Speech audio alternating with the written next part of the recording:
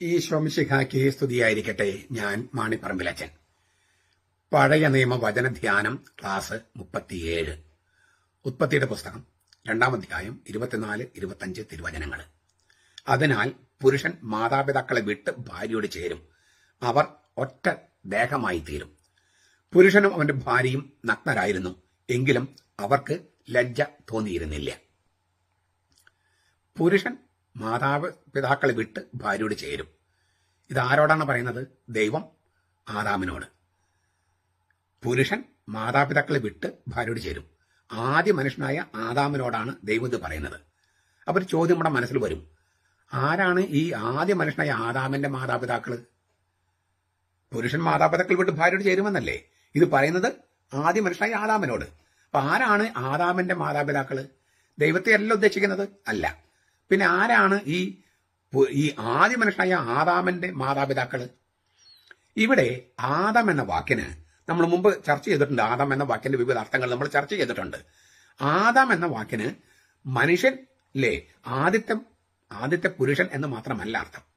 Adam എന്ന മനുഷ്യൻ, ആദം എന്ന വാക്കിന് ആദ്യത്തെ പുരുഷൻ അല്ലെങ്കിൽ ആദ്യത്തെ വ്യക്തി എന്ന് മാത്രമല്ല അർത്ഥം. മനുഷ്യ വംശത്തെ മുഴുവനുമാണ് പ്രതിദാനം ചെയ്യുന്നത്. അതുകൊണ്ട് ഇതിവിടെ ഇദ്ദേഹത്തിന്റെ മാതാപിതാക്കൾ ആരാണ് എന്ന ചോദ്യം ബൈബിളിന്റെ വീക്ഷണത്തിൽ പ്രസക്തമല്ല. ഈ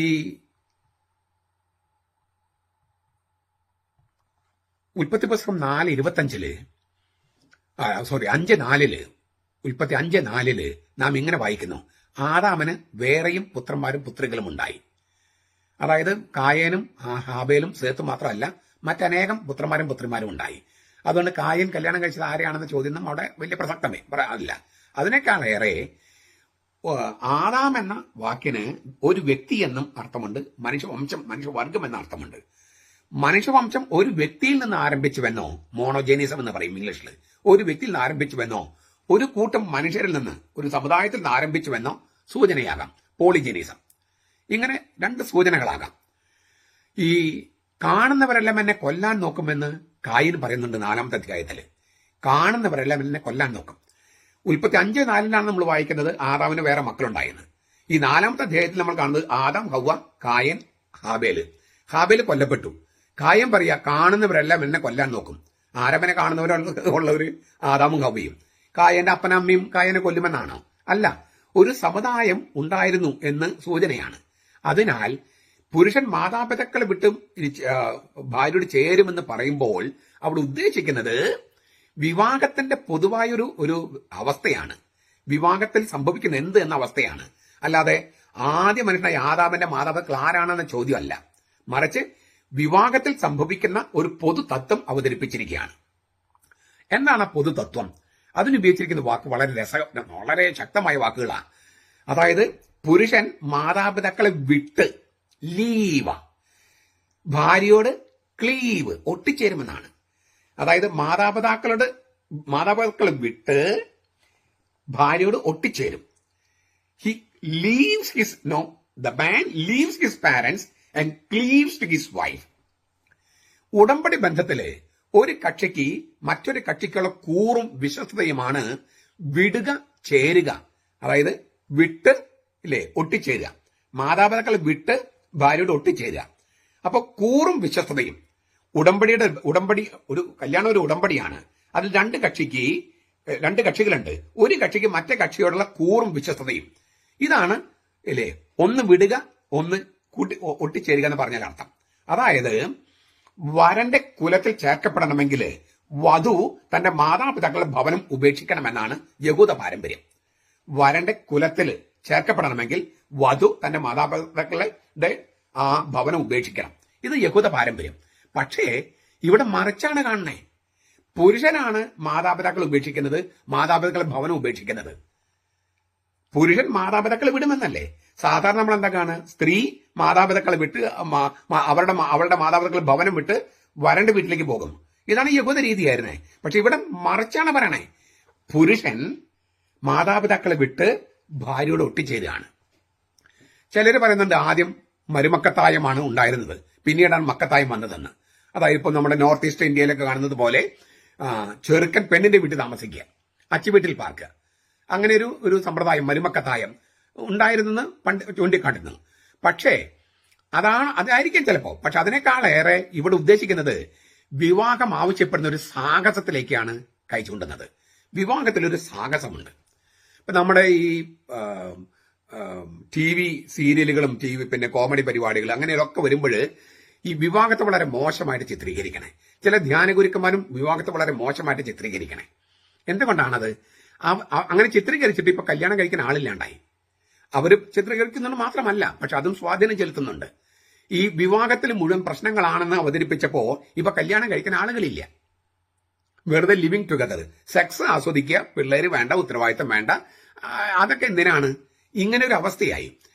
ഈ വിവാഹത്തിൽ ഒരു സാഹസമുണ്ടെന്നും ആ സാഹസം ഒരു വെല്ലുവിളിയാണ്, ആ വെല്ലുവിളി ഏറ്റെടുക്കണമെന്നും പ്രോത്സാഹിപ്പിക്കാണ് വേണ്ടിയിരുന്നത്.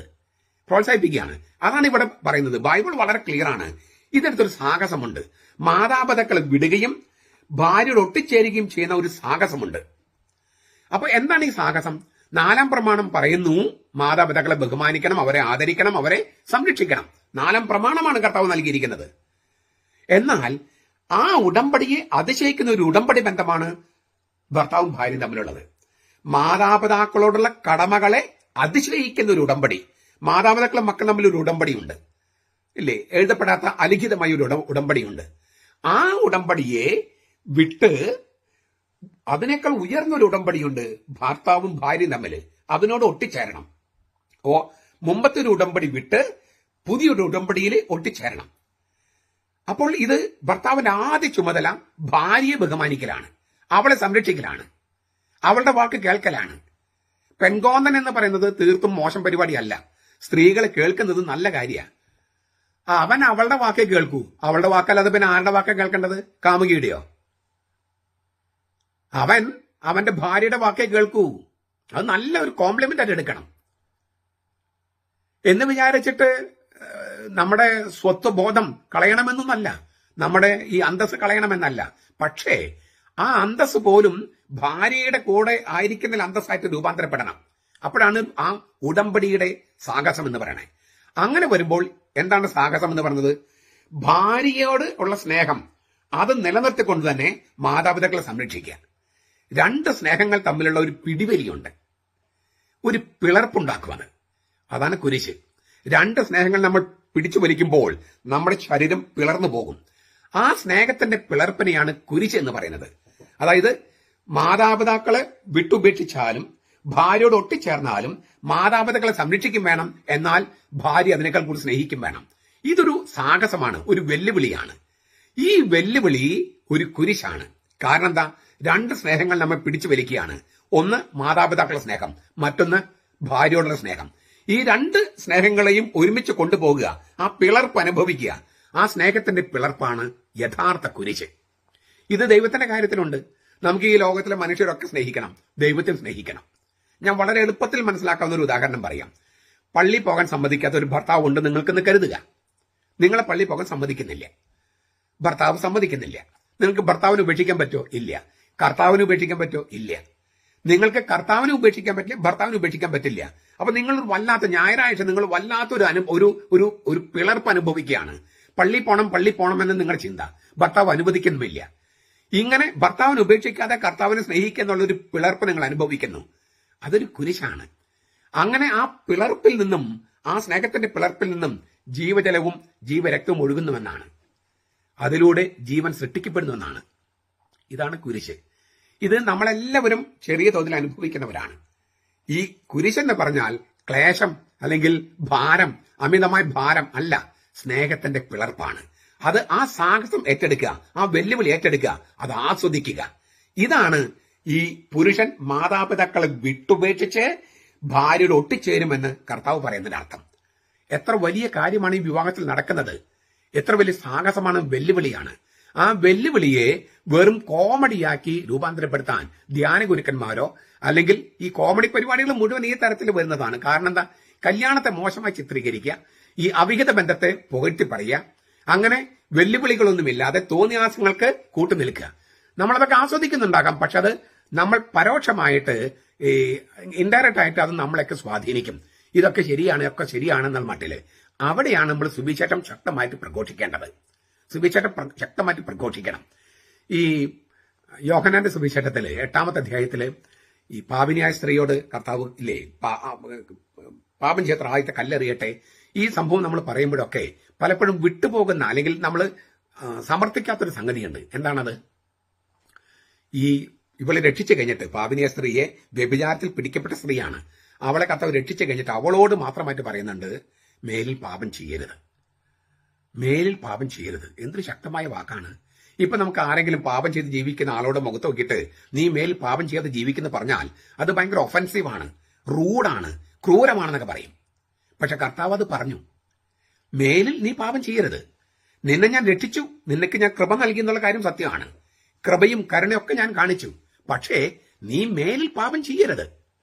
അത് നീതിയാണ്, അത് സത്യമാണ്. ഇന്ന് നമുക്ക് എത്ര പേരുടെ മുഖത്ത് നോക്കി പറയാൻ പറ്റും നീ ആ പാപം ചെയ്യരുത് എന്ന്? മെത്രാന്മാർക്ക്, അച്ഛന്മാരോട് പറയാൻ പറ്റുന്നുണ്ടോ?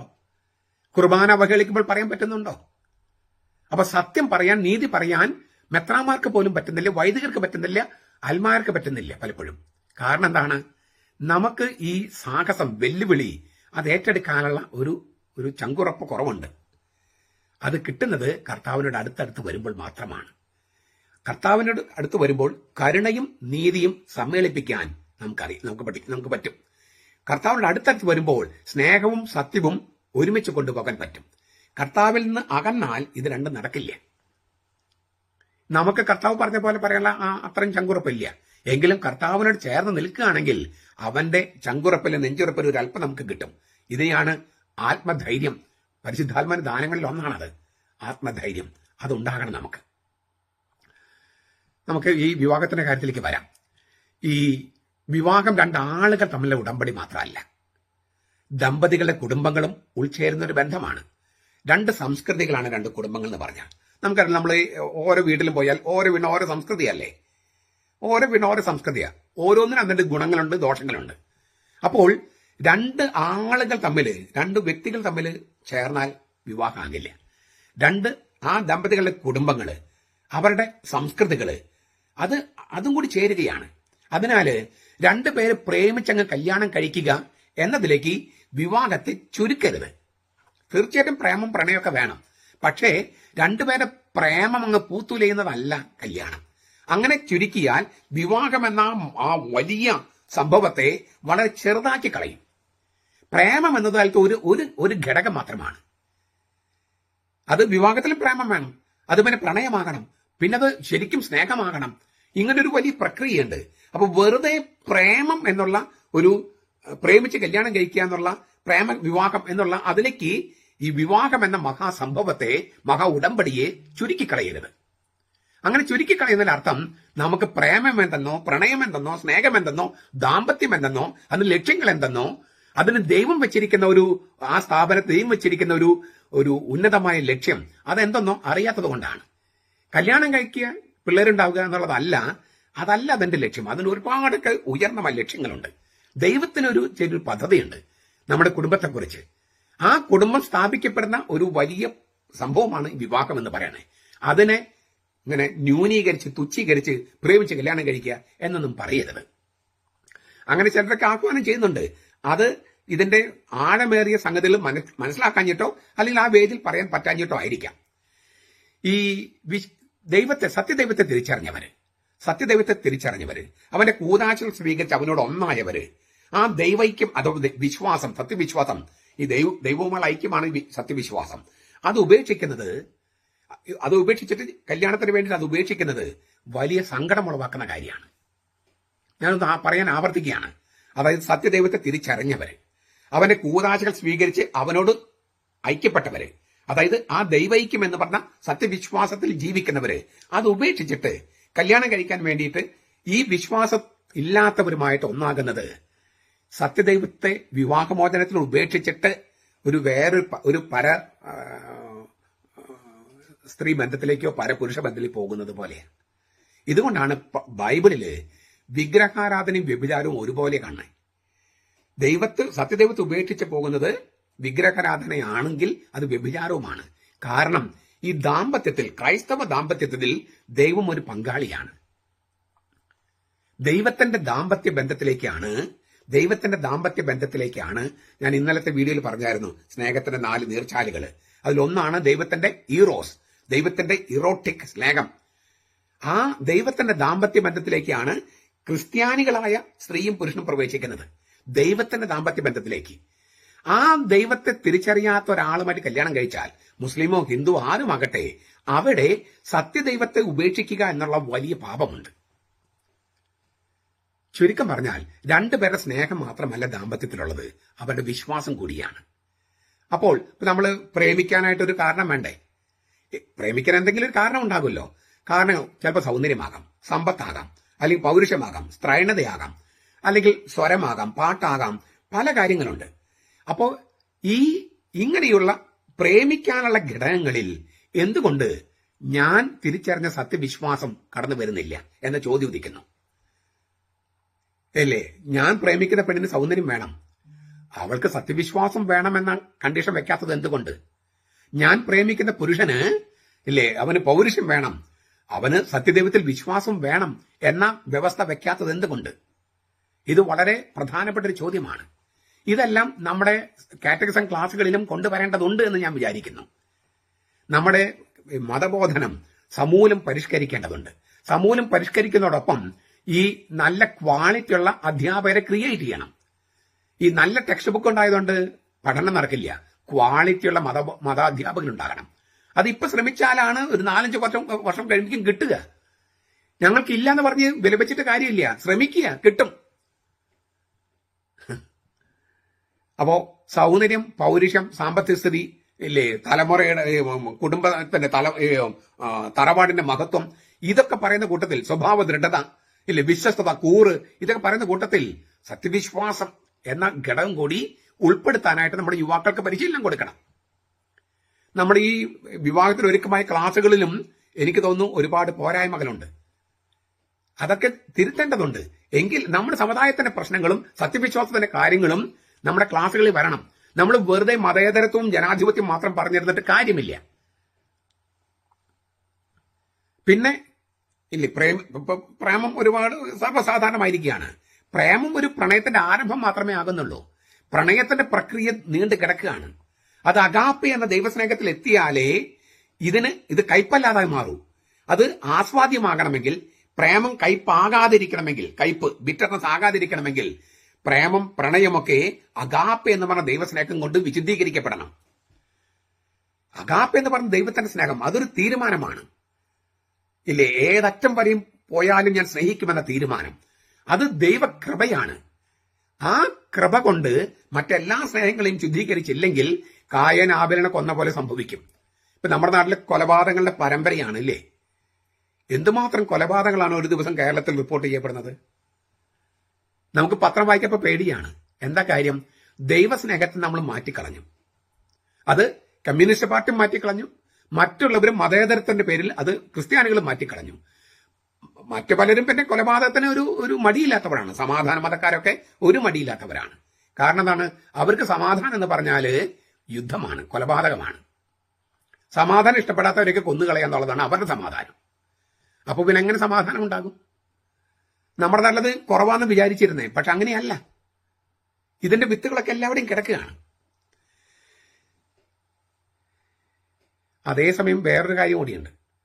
ഇപ്പൊ നമ്മൾ ഈ പ്രേമം, പ്രണയം അത് തീരെ നിരസിക്കുന്ന ആ ചില കുടുംബങ്ങളിൽ അപ്പന്റെയും അമ്മയുടെയും ഇല്ലേ ഇഷ്ടം അടിച്ചേൽപ്പിക്കും മക്കളുടെ മേലെ. അപ്പന്റെയും അമ്മയുടെയും ഇഷ്ടം അടിച്ചേൽപ്പിക്കും. അപ്പോൾ മക്കളുടെ ഇഷ്ടത്തിന് യാതൊരു ഒരു പ്രസക്തിയിലുണ്ടാവും. അതും ശരിയല്ല. കാരണം ഈ ചെറുക്കന്റെയും പെണ്ണിന്റെയും ഇഷ്ടം നോക്കാതെ കുടുംബത്തിന്റെ അന്തസ്, തറവാടിന്റെ മഹത്വം, സാമ്പത്തിക സ്ഥിതി, അങ്ങനെ കാര്യങ്ങളൊക്കെ നോക്കി മാത്രം കല്യാണം കഴിച്ചാൽ അത് ഈ ചെറുക്കനും പെണ്ണിനും അവരാണല്ലോ ഒരുമിച്ച് ജീവിക്കേണ്ടത്. അപ്പൊ അവരുടെ ഇഷ്ടാനിഷ്ടങ്ങളും പരിഗണിക്കണ്ടേ? അപ്പൊ ഇതിനകത്തൊരു സന്തുലിതാവസ്ഥ. മാതാപിതാക്കളുടെ ഇല്ലേ കുടുംബത്തിന്റെ കാര്യങ്ങൾ നോക്കുന്നതോടൊപ്പം തന്നെ അതിനേക്കാൾ പ്രധാനപ്പെട്ടതാണ് ഈ ചെറുക്കന്റെയും പെണ്ണിന്റെയും താല്പര്യങ്ങൾ. തീർച്ചയായിട്ടും അവരുടെ പ്രായം ഇല്ലേ, മാതാപിതാക്കൾ പ്രായം കുറഞ്ഞതുകൊണ്ട് അനുഭവ സമ്പത്ത് കുറവായിരിക്കാം. അതുകൊണ്ട് അവരുടെ എടുത്തുചാട്ടമുണ്ടാകാം, അവർ കാര്യങ്ങൾ മനസ്സിലാക്കാതെ വരാം. അതൊക്കെ പറഞ്ഞ് മനസ്സിലാക്കാനുള്ള ശ്രമം നടത്തണം. അതേസമയം മാതാപിതാക്കൾ ഇഷ്ടം അടിച്ചേൽപ്പിക്കുന്നതും തെറ്റായ പ്രവണതയാണ്. ഇത് രണ്ടിനിടയിലുള്ള ഒരു സന്തുലിതാവസ്ഥ കണ്ടെത്താൻ കഴിയുക എന്നുള്ളതാണ് പ്രധാനപ്പെട്ട കാര്യം.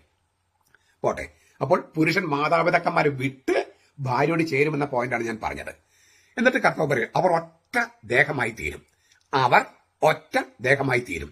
ഭാര്യയും ഭർത്താവും ചേർന്ന് ഒരൊറ്റ ഉണ്മയാകും, ഒരൊറ്റ സ്വത്വമാകും എന്നാണ് പറയണേ. ഇപ്പൊ നമ്മള് ഈ വിവാഹം ഈ കുർബാന പോലെ തന്നെ കൂതാശയാണ് അല്ലേ, കൂതാശയാണ്. ഈ കുർബാനയിൽ എന്താണ് സംഭവിക്കുന്നത്? ലത്തീൻ ദൈവശാസ്ത്രം അനുസരിച്ച് ട്രാൻസബ്സ്റ്റാൻസിയേഷൻ, സത്തയ്ക്ക് അതീത ഒരു മാറ്റം. അതായത് അപ്പമായി തോന്നുന്നെങ്കിലും അത് കർത്താവിന് ശരീരമായി മാറുന്നു. വീഞ്ഞായി തോന്നുന്നെങ്കിലും അത് സത്തയ്ക്ക് അതീതമായ ഒരു മാറ്റം സംഭവിച്ചത് കർത്താവിന്റെ രക്തമായി മാറുന്നു. പ്രത്യക്ഷത്തിൽ കാണുന്നതല്ല യാഥാർത്ഥ്യം. ഇത് കൂതാശയിൽ കുർബാനയിൽ സംഭവിക്കുന്നു. വിവാഹം എന്ന കൂതാശയാണെങ്കിൽ വിവാഹത്തിലും ഒരു ട്രാൻസബ്സ്റ്റാൻസിയേഷൻ നടക്കുന്നുണ്ട്. എന്താണത്? പ്രത്യക്ഷത്തിൽ രണ്ടാണ് ഈ ഭാര്യയും ഭർത്താവുമെങ്കിലും യാഥാർത്ഥ്യത്തിൽ ഉണ്മയിൽ അവരൊന്നാണ്. സ്വത്വത്തിൽ അവരൊന്നാണ്. സ്വത്വം, ഉണ്മ. അപ്പോൾ ഒരു തരം ട്രാൻസബ്സ്റ്റാൻസിയേഷൻ നടക്കുന്നുണ്ട് വിവാഹത്തില്. ഈ ദൈവത്തിന്റെ പ്രവൃത്തികൾ പൂർത്തിയാക്കാനായി ഒരു കുടുംബത്തിന് രൂപം കൊടുക്കുകയാണ് ഈ സ്ത്രീയും പുരുഷനും വിവാഹത്തിലൂടെ. അപ്പോൾ അവർ ഒറ്റ ദേഹമായി തീരുന്നു. ആ ദേഹമായി തീരുന്ന പ്രക്രിയയാണ് ലൈംഗികമായിട്ടുള്ള ബന്ധപ്പെടല്. അത് പക്ഷേ ഒരു നിമിഷ നേരത്തേക്കോ കുറച്ചു നേരത്തേക്കോ ഉള്ളതല്ല. അതിന്റെ ഇഫക്റ്റിൽ ജീവിക്കുക എന്നുള്ളതാണ്. ഈ സ്ത്രീകൾക്ക് കിട്ടിയിരിക്കുന്ന ഈ ഒരൊറ്റ ദേഹമായി തീരുന്ന പ്രക്രിയയുടെ മഹാത്ഭുതം, വിസ്മയം, സ്നേഹത്തിന്റെ വിസ്മയം, പ്രണയത്തിന്റെ വിസ്മയം അവിടെയാണ്. അതായത് ലൈംഗിക സംയോഗം എന്ന് പറയുന്നത് വെറും ഒരു ശാരീരിക വേഴ്ചയല്ല. പുരുഷനും സ്ത്രീയും തമ്മിലുള്ള വെറും ശാരീരിക വേഴ്ചയാണെങ്കിൽ വേശ്യാവൃത്തിയായി മാറുന്നത്. അത് ഭർത്താവും ഭാര്യയും തമ്മിലുള്ള പ്രണയമാകില്ല. ഭർത്താവും ഭാര്യയുമായുള്ള ഒരു പ്രണയമാണ്. ആ പ്രണയം സാക്ഷാത്കരിക്കുന്നതാണ് ഈ ലൈംഗിക സംയോഗമെങ്കിൽ അതിന്റെ ഇഫക്റ്റിൽ ജീവിക്കുക. അങ്ങനെ ഇഫക്റ്റിൽ ജീവിക്കുമ്പോഴാണ് അവർ ഒറ്റ ദേഹമായി തീരുമെന്നത് ശരിക്കും സംഭവിക്കുക. ഈ ഒരൊറ്റ മാംസമായി തീരുന്നതിന് കീറി മുറിക്കുകയാണ് വിവാഹമോചനത്തിലൂടെ. ഇപ്പൊ കൊച്ചു കൊച്ചു കാരണങ്ങൾക്ക് പോലും വിവാഹമോചനമാണ്. ഗൗരവമായ കാര്യങ്ങൾക്ക് വിവാഹമോചനം ആവശ്യമായി വരാം, ഇല്ലെന്നും ഞാൻ പറഞ്ഞില്ല. അതിന് അതിൻ്റെതായ വ്യവസ്ഥകളുണ്ട്. ഒരൊറ്റ മാംസമായി തീർന്നതിനെ കീറി മുറിക്കുകയാണ് വിവാഹമോചനം. അത് മനുഷ്യവംശത്തിന് വരുത്തി വെക്കുന്ന ദോഷം ചെറുതല്ല. മനുഷ്യത്വം എന്ന നിധി വരും തലമുറകൾക്ക്, അത് മക്കൾക്ക് കൈമാറാൻ കുടുംബ ഭദ്രതയുള്ള ഒരു സംസ്കൃതിക്കേ സാധിക്കൂ. കുടുംബം ഛിന്ന ഭിന്നമായാൽ, അതായത് ഈ മാധ്യമങ്ങൾ പറയുന്നത് പോലെ ഫ്രീ സെക്സ് അനുവദിച്ചാൽ കുടുംബം ഉണ്ടാകില്ല. കുടുംബ ഭദ്രത ഇല്ലെങ്കിൽ പിന്നെ ഈ മനുഷ്യത്വം എന്ന നിധി കൈമാറാൻ കഴിയില്ല. ഇപ്പൊ എന്തുകൊണ്ടാണ് ഞാൻ നേരത്തെ പറഞ്ഞു മുഴുവൻ കൊലപാതകങ്ങളാണ്, ആസിഡ് ഒഴിക്കൽ, കൊലപാതകങ്ങൾ എന്തുകൊണ്ടാണ്? അതുപോലെ തന്നെ ബലാത്സംഗങ്ങൾ കൂടിക്കൊണ്ടിരിക്കുന്നു. എന്തുകൊണ്ട്? ഈ പറഞ്ഞ കുടുംബ ഭദ്രതയ്ക്കാണ്, അതിന്റെ കടക്കാണ് കത്തിവെച്ചിരിക്കുന്നത്. ഈ എന്താണ് പുരോഗമനവാദം എന്ന് പറഞ്ഞിട്ട് മതങ്ങളെ മോശമായി ചിത്രീകരിച്ചിട്ട് മനുഷ്യത്വത്തിന്റെ ഉയർന്ന മൂല്യങ്ങൾ മുഴുവൻ മോശമാണ് അവതരിപ്പിച്ചിട്ട് സമുദായത്തിന്റെ സമ്മർദ്ദം എന്നുള്ള അതൊക്കെ മതത്തിന്റെയും സമുദായത്തിന്റെയും സമ്മർദ്ദം എന്ന് വരുത്തി തീർത്തിട്ട് സകല മൂല്യങ്ങളെയും പിഴുതെറിഞ്ഞു. അപ്പോ കൊലപാതകവും ബലാത്സംഗവും അങ്ങനെ സംഗതി കൂടിക്കൊണ്ടിരിക്കും. ഈ യഥാർത്ഥ മതം, ക്രിസ്തുധർമ്മം പോലുള്ള യഥാർത്ഥ മതം ഉന്നതമായ മൂല്യങ്ങൾ വേണമെന്ന് വാശി പിടിക്കുന്നതിന് കാരണം ഈ മനുഷ്യത്വം എന്ന നിധി അത് പോകാതിരിക്കാൻ വേണ്ടിയാ. സമുദായം ഛിന്ന ഭിന്നമാകാതിരിക്കാൻ വേണ്ടിയാ. സമുദായം ഛിന്ന ഭിന്നമാകാതിരിക്കണമെങ്കിൽ കുടുംബ ഭദ്രത ഉണ്ടാകണം. കുടുംബ ഭദ്രത ഉണ്ടാകണമെങ്കിൽ വിവാഹമോചനം പരമാവധി കുറയണം. അത് കുറയണമെങ്കിൽ ഈ അവിശ്വസ്തത എന്ന് പറയുന്ന വലിയ പാപം ഇല്ലാതാകണം. ഇതാണ് വാസ്തവത്തിൽ ഈ ദൈവം ഓരോരുത്തരും ചിന്തിക്കാൻ ആവശ്യപ്പെടുന്നത്. സ്വന്തം സുഖവും സന്തോഷവും മാത്രമല്ല വിവാഹത്തിന്റെ ലക്ഷ്യം. മനുഷ്യവംശം എന്ന നിധി സംരക്ഷിക്കുക എന്ന വലിയ ഉത്തരവാദിത്തമാണ് സ്ത്രീക്കും പുരുഷനും കർത്താവ് നൽകിയിരിക്കുന്നത്. സ്വാഭാവികമായിട്ട് ഞാൻ പറഞ്ഞു കഴിഞ്ഞു എങ്ങനെയാണ് ഒരു മാംസമായി തീരുക. അതിന്റെ ഒരു പ്രക്രിയ ഞാൻ പറഞ്ഞു കഴിഞ്ഞു. എന്താണ് ഈ ലൈംഗിക സംയോഗം? ഒരു മാംസമായി തീരുന്ന വളരെ പ്രധാനപ്പെട്ട രഹസ്യാത്മകത നിറഞ്ഞതും വിസ്മയം തുളുമ്പുന്നതുമായി ദൈവം നൽകിയിരിക്കുന്ന സംഗതിയാണത്. പക്ഷെ അത് ഗുണമേന്മയുള്ളതായിട്ട് മാറണമെങ്കിൽ, അതായത് ഏക ശരീരമായി തീരുന്ന പ്രക്രിയയായിട്ട് മാറണമെങ്കിൽ ഒരൊറ്റ ദിവസം കൊണ്ട് സംഭവിക്കുന്നതല്ല. കൗതാശികമായിട്ട് ഒരു ദിവസമാണ് കല്യാണത്തിന്. പക്ഷേ ഒരേ വീട്ടിൽ താമസിക്കുക, ഭർത്താവ് വിദേശത്തും ഭാര്യ നാട്ടിലും അത് കുറച്ച് നാളത്തേക്കൊക്കെ മാറി നിൽക്കുന്നത് വലിയ തെറ്റ് പറയാൻ പറ്റില്ല. പക്ഷെ പണം സമ്പാദിക്കാൻ വേണ്ടി ജീവിതകാലം മുഴുവൻ ഭർത്താവ് വിദേശത്തും ഭാര്യ നാട്ടിലും, അല്ലെങ്കിൽ ഭാര്യ വിദേശത്തും ഭർത്താവ് നാട്ടിലും. അപ്പോൾ ഈ ഏക ദേഹമായി തീരുന്ന പ്രക്രിയ അവിടെ നടക്കുന്നില്ല.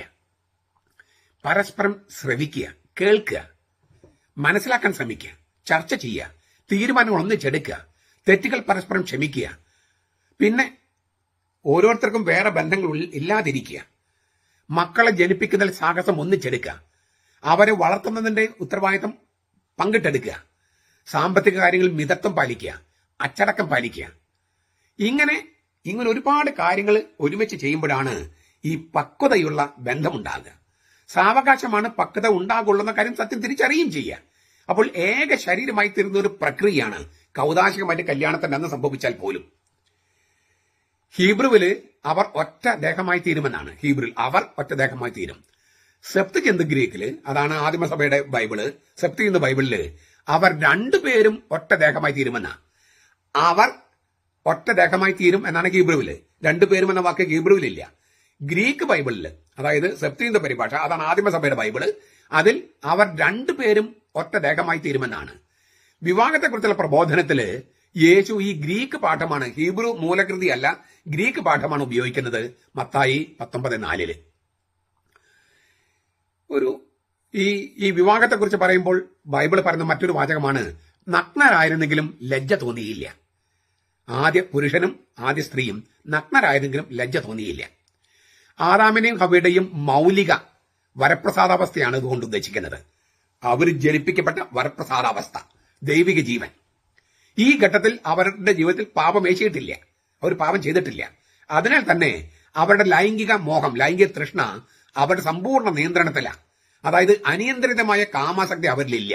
അതുകൊണ്ട് മറ്റാള് നഗ്നനാണോ ഇവൾ നഗ്നയാണോ അതൊന്നും അവർ ഏശിയിട്ടില്ല. കാരണം അവര് അവികലമായ വരപ്രസാദ അവസ്ഥയിലാണ്. അതുകൊണ്ടാണ് നഗ്നരായിരുന്നെങ്കിലും ലജ്ജ തോന്നിയില്ല എന്ന് പറഞ്ഞിരിക്കുന്നത്. പിന്നെ വേറെ ചില അർത്ഥങ്ങൾ ഉണ്ടാകാം. ലജ്ജ എന്നതിന് നമ്മൾ അസ്ഥി മാംസം എന്നതിന് പറഞ്ഞതുപോലെ ലജ്ജ എന്നതിന് ബലഹീനത, നിസ്സഹായാവസ്ഥ എന്നിങ്ങനെ അർത്ഥം വരാം.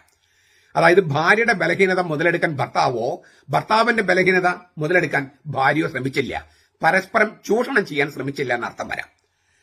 പിന്നെ ബൈബിളില് ഈ നഗ്നത വാക്കിനിൽ ഒരു രഹസ്യാത്മകത ഒളിപ്പിച്ചിട്ടുണ്ട്. നഗ്നത എന്ന വാക്കിനിൽ ഒരു രഹസ്യാത്മകത. അടുത്ത വാക്യത്തിൽ, അതായത് ഉൽപ്പത്തി 3:1 സർപ്പത്തിന്റെ ജന്മസ്വഭാവം കൗശലമാണെന്ന് പറഞ്ഞിട്ടുണ്ട്. കൗശലം, സർപ്പത്തിന്റെ ജന്മസ്വഭാവമാണ് കൗശലം. ദൈവം സൃഷ്ടിച്ച എല്ലാ വന്യജീവികളും വെച്ച് ഏറ്റവും കൗശലമേറിയതായിരുന്നു ഈ സർപ്പം എന്ന് പറഞ്ഞ പാമ്പ്. അപ്പോ ജന്മസ്വഭാവമാണ് പാമ്പിന്റെ കൗശലം എന്ന് പറഞ്ഞത്. ഈ കൗശലം എന്നതിനുള്ള ഹീബ്രു വാക്ക് അറും എന്നാണ്. അറും, കൗശലം. നഗ്നത എന്നുള്ള ഹെബ്രായ പദം അറുമിം എന്നാണ്. അറും കൗശലം, അറുമിം എന്ന് പറയാം നഗ്നത. അപ്പൊ രണ്ടും തമ്മിൽ കുറച്ച് സാമ്യമുണ്ട്. അറും അറുമിം. ഈ കൗശലത്തിലൂടെ പ്രത്യക്ഷപ്പെടുന്ന പ്രലോഭനീയത ഇല്ലേ, പ്രലോഭിപ്പിക്കാനുള്ള ടെൻഡൻസി, വഴിതെറ്റാനുള്ള സാധ്യത, അത് ഈ നഗ്നത എന്ന വാക്കിൽ ഒളിച്ചു വെച്ചിരിക്കുകയാണ്. കൗശലത്തിലൂടെ പ്രത്യക്ഷപ്പെടുന്നതാണ് പ്രലോഭനം. കൗശലത്തിലൂടെ പ്രത്യക്ഷപ്പെടുന്നതാണ് ഈ വ്യതിചലിക്കാനുള്ള സാധ്യത. എല്ലാം കൗശലമാണ്. അപ്പൊ നഗ്നത ഒരു കൗശലമായി തീരാം. നഗ്നത ഒരു കൗശലമായി തീരാം. ഞാനിത് പറയുമ്പോൾ നിങ്ങൾക്ക് ഇപ്പോഴത്തെ കേരളത്തിൽ നടക്കുന്ന കാര്യങ്ങൾ മനസ്സിലാക്കിയാലോ. നഗ്നത ഒരു കൗശലമായിട്ട് ഉപയോഗിച്ച് മറ്റുള്ളവരെ നശിപ്പിക്കുക. എന്റെ ശരീരം എനിക്ക് ഇഷ്ടമുള്ളത് ധരിക്കും, ഞാൻ ധരിക്കാതിരിക്കും, ഉടുക്കാതിരിക്കും എന്നെല്ലാം സ്ത്രീകൾ അവരുടെ അവകാശത്തെക്കുറിച്ച് പറയുന്നു. തീർച്ചയായിട്ടും അതിന് അവർക്ക് ആ സ്വാതന്ത്ര്യമുണ്ട് ഇല്ലേ. തുണി ഉടുത്തോ ഉടുക്കാതെയോ മുഖഭാഗം കാണിച്ചോ ഒക്കെ നടക്കാനുള്ള, എന്റെ ശരീരമാണ്, എനിക്ക് തോന്നുള്ളത് ചെയ്യും എന്ന് പറയാൻ സ്ത്രീക്ക് അവകാശമുണ്ടെന്ന് തന്നെ കരുതുക. അവർ സമൂഹത്തിൽ ഇറങ്ങി നടക്കുമ്പോൾ ആ സമൂഹത്തിലുള്ളവർക്ക് അത് ഇഷ്ടപ്പെട്ടില്ലെങ്കിൽ നിന്റെ വസ്ത്രധാരണം എനിക്ക് ഇഷ്ടപ്പെട്ടില്ല എന്ന് പറയാനുള്ള സ്വാതന്ത്ര്യം അവർക്കില്ലേ? എനിക്ക് ഉടുക്കാതിരിക്കാനോ പകുതി ഉടുത്തോ നടക്കാൻ അവകാശമുണ്ടെന്ന് പറയുന്ന സ്ത്രീകൾ ഓർക്കേണ്ടത്, നിങ്ങൾ ഉടുത്തിരിക്കുന്നത് ശരിയല്ല, ഉടുത്തിരിക്കുന്ന രീതി ശരിയല്ല എന്ന് പറയാനുള്ള അവകാശം ഞങ്ങൾക്കില്ലേ? അതുകൊണ്ട് ആ അവകാശം ഞങ്ങൾ അടിയറ വെച്ചിട്ടുണ്ടോ? നിങ്ങൾ നഗ്നരാണ് എന്ന് പറയാനുള്ള അവകാശം ഞങ്ങൾക്കുണ്ട്. നിങ്ങൾക്ക് നഗ്നരായി നടക്കാൻ അവകാശമുണ്ടെങ്കിൽ നിങ്ങൾ നഗ്നരാണെന്ന് പറയാനുള്ള അവകാശം ഞങ്ങൾക്കുണ്ട്. നിങ്ങൾ എന്തിനാ എന്നെ നോക്കണേന്ന് പറയാൻ പറ്റുമോ? അന്ന് നിങ്ങൾ മറ പിടിച്ച് നടക്കൂ, അല്ലെങ്കിൽ മായാവിയായിട്ട് നടക്കൂ. ഈ എന്റെ ശരീരം എന്റെ സ്വാതന്ത്ര്യം എന്ന് പറയുന്നത് ശരി തന്നെ. നിങ്ങൾ തനിച്ചാണ് താമസിക്കുന്നെങ്കിൽ, സമൂഹത്തിൽ ഇറങ്ങുന്നെങ്കിൽ മറ്റുള്ളവരുടെ വികാരങ്ങളെയും കൂടി മാനിക്കേണ്ടതുണ്ട്. മറ്റുള്ളവരുടെ പരിപ്രേക്ഷത്തിൽ കാര്യങ്ങൾ കാണാൻ പഠിക്കേണ്ടതുണ്ട്. പ്രത്യേകിച്ചും അമ്പലത്തിലോ മോസ്കിലോ പള്ളിയിലോ പോകുമ്പോൾ അടുക്കും ചിട്ടയുമുള്ള വസ്ത്രം തന്നെ ധരിക്കണം. അവിടെ സകല ശ്രദ്ധാകേന്ദ്രവും നിങ്ങളുടെ നഗ്നതയാകാൻ പാടില്ല. അവിടെ ദൈവത്തെ ആരാധിക്കാൻ വേണ്ടി പോകുന്നവരുടെ അട്രാക്ഷൻ നിങ്ങളിലേക്ക് ആകാൻ പാടില്ല. അതിനുള്ള അടക്കവും ഒതുക്കും ഒക്കെ ഉണ്ടാകണം, പ്രത്യേകിച്ചും ദൈവത്തെ ആരാധിക്കാൻ പോകുന്ന ഇടങ്ങളിൽ. പിന്നെ രണ്ടുപേരും കൂടി തെറ്റ് ചെയ്തിട്ട് ഒരാളെ മാത്രം ക്രൂശിക്കുന്ന ആ രീതി, അതാണ് ഈ നഗ്നതയുടെ കൗശലം. അത് ബൈബിൾ പറഞ്ഞു വെച്ചിരിക്കുകയാണ്. സർപ്പത്തിന്റെ രീതിയാണ് നഗ്നതയുടെ കൗശലം. പിശാചിന്റെ രീതിയാണത്, പൈശാചിക രീതിയാണ്. അതിനാൽ ഈ നഗ്നതയെ ചൂഷണം ചെയ്യാതെ ജീവിക്കണമെങ്കിൽ അതില് നഗ്നത കൗശലമായിട്ട് ഉപയോഗിക്കാൻ പാടില്ല. നഗ്നതയെ ചൂഷണം ചെയ്യാതിരിക്കണമെങ്കിൽ നഗ്നതയെ കൗശലമായിട്ട് ഉപയോഗിക്കാൻ പാടില്ല. തീർച്ചയായിട്ടും സ്ത്രീകളുടെ അവകാശങ്ങളെക്കുറിച്ച് വളരെ ബോധവാന്മാരാകേണ്ട ഒരു അവസ്ഥയുണ്ട്. പുരുഷന്മാര് സ്ത്രീകളെ ആക്രമിക്കുന്ന രീതി അല്ലെങ്കിൽ അവർ നോക്കുന്ന രീതിയിൽ ഒരുപാട് മാറ്റം വരേണ്ടതുണ്ട്. പക്ഷെ അതേസമയം തന്നെ മറുവശത്തും ചില കാര്യങ്ങളുണ്ടെന്നാണ് ഞാൻ പറഞ്ഞതിന്റെ അർത്ഥം. ചുരുക്കത്തിൽ ഇപ്പൊ സംഭവിക്കുന്ന കാര്യങ്ങളൊക്കെ പിന്നീട് നന്മയ്ക്കായിട്ട് ഭവിക്കും. കാരണം നമുക്കൊരു ബോധം ഉണ്ടാക്കാൻ ഇതൊക്കെ നല്ലതാണ്. പക്ഷെ അതേസമയം നഗ്നതയെ കൗശലമാക്കിയിട്ട് മറ്റുള്ളവർ കെണിയിൽപ്പെടുത്തുക, എന്നിട്ട് ഒരു കൂട്ടര് മാത്രം അതിന്റെ സഹിക്കേണ്ടി വരിക, ശിക്ഷ അനുഭവിക്കേണ്ടി വരിക, അത് നഗ്നതയെ കൗശലമായിട്ട് ഉപയോഗിക്കുന്നത് സർപ്പത്തിന്റെ പിശാചിന്റെ രീതിയാണ്. അത് നമ്മൾ ആരും അവലംബിക്കാതിരിക്കട്ടെ. നമ്മുടെ കർത്താവ് യേശു മിശിഹായുടെ കൃപയും പിതാവായ ദൈവത്തിന്റെ സ്നേഹവും പരിശുദ്ധാത്മാവിന്റെ സഹവാസവും നാം എല്ലാവരോടും കൂടി ഉണ്ടായിരിക്കട്ടെ, ഇപ്പോഴും എപ്പോഴും എന്നേക്കും. ആമേൻ. ഈശോ മിശിഹായ്ക്ക് സ്തുതിയായിരിക്കട്ടെ. ഞാൻ മാണിപ്പറമ്പിലച്ചൻ. മരിയൻ ധ്യാനം 104 എപ്പിസോഡ്. ലുത്തിനിയയെക്കുറിച്ചുള്ള ധ്യാനങ്ങളിൽ 17, ലുത്തിനിയയിലുള്ള വാഴ്ത്തുമൊഴികളിൽ 14. അത്ഭുതത്തിന് വിഷയമായ മാതാവ്. അത്ഭുതത്തിന് വിഷയമായ മാതാവ്, മദർ മോസ്റ്റ് അഡ്മിറബിൾ. ലത്തീനിൽ മാതർ അഡ്മിറാബിലിസ്. മാതർ അഡ്മിറാബിലിസ്, അത്ഭുതത്തിന് വിഷയമായ മാതാവ്. ഞാൻ മുമ്പൊരിക്കൽ പറഞ്ഞിട്ടുള്ള ഒരു അനുഭവം ഒന്നുകൂടി പറയാണ്. ഒരു സംഭവം. പോൾ ആറാമൻ മാർപ്പാപ്പ, അദ്ദേഹം രണ്ടാമത്തെ സൂനസ് നടന്നുകൊണ്ടിരിക്കുമ്പോൾ ജോൺ 23 മാർപ്പാപ്പ മരിച്ചു. എന്നിട്ട് ആ കൗൺസിൽ നടന്നുകൊണ്ടിരിക്കുന്ന സമയത്താണ് പോൾ ആറാമൻ മാർപ്പാപ്പയാകുന്നത്. അദ്ദേഹം ഒരിക്കൽ പറഞ്ഞു, ഞാൻ കാൾ ബാർത്ത് എന്ന പ്രോട്ടസ്റ്റന്റ് ദൈവശാസ്ത്രത്തിന്റെ എല്ലാ കൃതികളും, കിട്ടാവുന്ന എല്ലാ കൃതികളും ഞാൻ വായിച്ചിട്ടുണ്ട്. പോൾ ആറാമൻ മാർപ്പാപ്പ രണ്ടാമത്തെ സൂനദസിന്റെ ഒരു ഡോക്യുമെന്റ് കംപ്ലീറ്റ് ആയിട്ടും എഴുതിയത് 2 പേര് ചേർന്നാണ്. Carol വോയ്റ്റീവ, Joseph Ratzinger. Carol വോയ്റ്റീവ, Joseph Ratzinger. Carol വോയ്റ്റീവയാണ് പിന്നെ ജോൺ പോൾ രണ്ടാമൻ മാർപ്പാപ്പയായത്. Joseph റാറ്റ്സിംഗറാണ് Benedict 16 മാർപ്പാപ്പയായത്. ആ 2 പേരും ഈ രണ്ടാമത്തെ സൂനദസിലെ ഡോക്യുമെന്റ് എഴുതുമ്പോൾ അവർ 2 പേരും ചേർന്നാണ് അത് എഴുതിയത്, അതിന്റെ അന്തിമ രൂപം തയ്യാറാക്കിയത്. അല്ല, ചർച്ചയ്ക്ക് മുമ്പുള്ള രൂപം ചർച്ച ചെയ്തിട്ടുള്ളതും. അവര് അത് എഴുതുമ്പോൾ ഏറ്റവും കൂടുതൽ വായിച്ചത് ഈ കാൾ ബാർത്ത് എന്ന പ്രോട്ടസ്റ്റന്റ് ദൈവശാസ്ത്രത്തിന്റെ കൃതികളാണ്. കത്തോലിക്കരും വായിച്ചു, പക്ഷേ ഈ പ്രോട്ടസ്റ്റന്റ് ദൈവശാസ്ത്രജ്ഞന്റെ. ഈ ജോസഫ് റാറ്റ്സിംഗർ ജർമ്മനിയിലെ യൂണിവേഴ്സിറ്റി പ്രൊഫസറായിരുന്നു. അദ്ദേഹം എല്ലാ വർഷവും അദ്ദേഹത്തിന്റെ സ്റ്റുഡൻസിനുമായി കൊണ്ട് ജർമ്മനിയിൽ നിന്നും സ്വിറ്റ്സർലൻഡിലേക്ക് കാൾ ബാർത്തിനെ കാണാൻ, പ്രോട്ടസ്റ്റന്റ് ദൈവശാസ്ത്രനെ കാണാൻ പോകുമായിരുന്നു.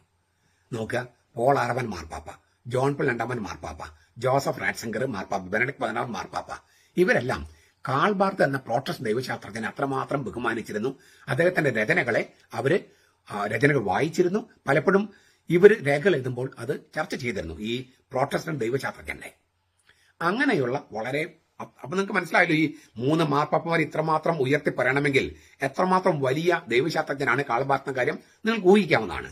ആ കാൾ ബാർത്ത് പറയാണ്, യേശുവിന്റെ ചരിത്രത്തിൽ, എന്ന് വെച്ചാൽ മനുഷ്യവംശത്തിന്റെ ചരിത്രത്തിൽ, പ്രപഞ്ച സൃഷ്ടി കഴിഞ്ഞിട്ടുള്ള കാര്യമാണ്, മനുഷ്യവംശത്തിന്റെ ചരിത്രത്തിൽ ദൈവം നേരിട്ടിടപെട്ട 2 സംഭവങ്ങൾ.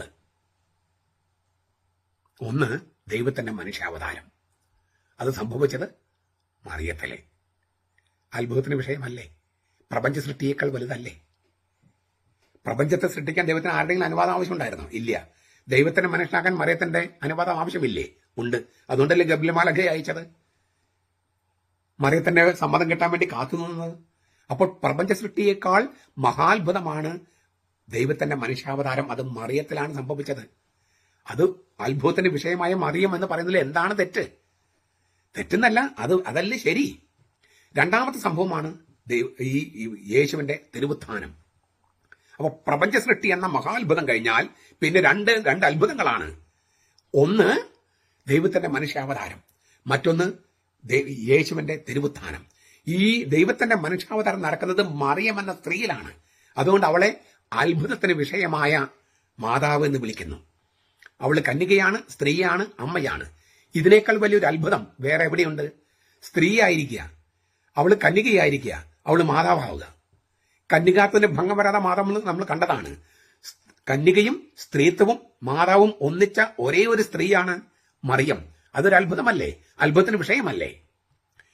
ഈ മറിയത്തെക്കുറിച്ച് നിങ്ങൾക്ക് അറിയാൻ താല്പര്യമുണ്ടെങ്കിൽ പുതിയ നിയമത്തിലെ മറിയം എന്ന എൻ്റെ ഒരു പുസ്തകമുണ്ട്, പുതിയ നിയമത്തിലെ മറിയം. പിന്നെ ഈ തിരുവചന ജപമാല. പുതിയ നിയമത്തിലെ മറിയത്തെക്കുറിച്ചുള്ള ക്രിട്ടിക്കൽ സ്റ്റഡിയാണ്. പ്രൊട്ടസ്റ്റന്റുകാർക്കും കത്തോലിക്കർക്കും ഒക്കെ ഉപയോഗിക്കാൻ പറ്റുന്ന തരത്തിലുള്ള ഒരു ചർച്ചയാണത്. ഈ തിരുവചന ജപമാല അതൊരു പ്രാർത്ഥനയാണെങ്കിലും ദൈവശാസ്ത്രപരമായ ഒരു ധ്യാനമാണ്. അപ്പൊ നമ്മുടെ വീടുകളിൽ മറിയത്തെക്കുറിച്ചുള്ള ദൈവശാസ്ത്രം കൊണ്ടുവരാൻ പറ്റിയ ഒരു പുസ്തകമാണ് തിരുവചന ജപമാല. വാസ്തവത്തിൽ നമ്മുടെ മെത്രാന്മാരെല്ലാവരും പരമാവധി പ്രോത്സാഹിപ്പിക്കേണ്ട ഒരു പുസ്തകമാണ്. പക്ഷെ സീറോ മലബാർ സഭയിൽ അങ്ങനെ ഒരു പാരമ്പര്യമില്ലാത്തത് കൊണ്ട് അത് നടക്കുന്നില്ലെന്ന് മാത്രം. അതായത് മറിയത്തെക്കുറിച്ചുള്ള ഏറ്റവും നല്ല രീതിയിലുള്ള, എന്റെ പിതാവ് പോളി കണ്ണുകടം പിതാവാണ് അതിന് ഇമ്പ്രൂവ് നൽകിയിരിക്കുന്നത്. അതായത് വായിച്ചിട്ട് പരമാവധി എല്ലാ വീട്ടിലും എത്തേണ്ട ഒരു പുസ്തകമാണ്. ഞാൻ എഴുതിയതുകൊണ്ട് പറയുന്നതല്ല. മറിയത്തെക്കുറിച്ചുള്ള ഈ തിരുവചനങ്ങളുടെ വെളിപാടുകൾ മുഴുവൻ ഇങ്ങനെ ചെറിയ ഗുളിക രൂപത്തിൽ അവതരിപ്പിച്ച് പ്രാർത്ഥനയാക്കിയിരിക്കുന്ന പുസ്തകമാണ്. നിങ്ങൾ പരമാവധി ഒരു വാങ്ങിക്കണമെന്നും പ്രചരിപ്പിക്കണം. ഞാൻ വീണ്ടും വീണ്ടും പറയുന്നതിന് കാരണം ആ പുസ്തകം പറ്റി കിട്ടിയിട്ട് എനിക്ക് ജീവിക്കാൻ വേണ്ടിയിട്ടല്ല, അതില്ലാതെ എനിക്ക് ജീവിക്കാൻ പറ്റും ഇപ്പോഴത്തെ നിലയ്ക്ക്. അപ്പൊ അതല്ല കാര്യം. മറിച്ച് അത് വന്നാൽ പരമാവധി പ്രചരിച്ചാൽ മറിയത്തിന്റെ വിസ്മയം നിങ്ങൾക്ക് കുറെ കൂടി ആഴത്തിൽ ബോധ്യപ്പെടണമെന്ന ആഗ്രഹമുള്ളത് കൊണ്ടാണ്. ഈ മാംസം ധരിച്ച് ഭൂമിയിൽ തന്നെ മനുഷ്യൻ നട്ടുപിടിപ്പിക്കാൻ ഞാൻ സാക്ഷാൽ മുന്തിരിവള്ളി അങ്ങനെ നട്ടുപിടിപ്പിക്കാൻ ദൈവം തെരഞ്ഞെടുത്ത മനുഷ്യ വ്യക്തിയാണ് മറിയം. മാംസം ധരിച്ച് മനുഷ്യനായിട്ട് ഭൂമിയിൽ തന്നെ നട്ടുപിടിപ്പിക്കാൻ ദൈവം കണ്ടെത്തിയ തെരഞ്ഞെടുത്ത മനുഷ്യ സ്ത്രീയാണ് ഈ മറിയം.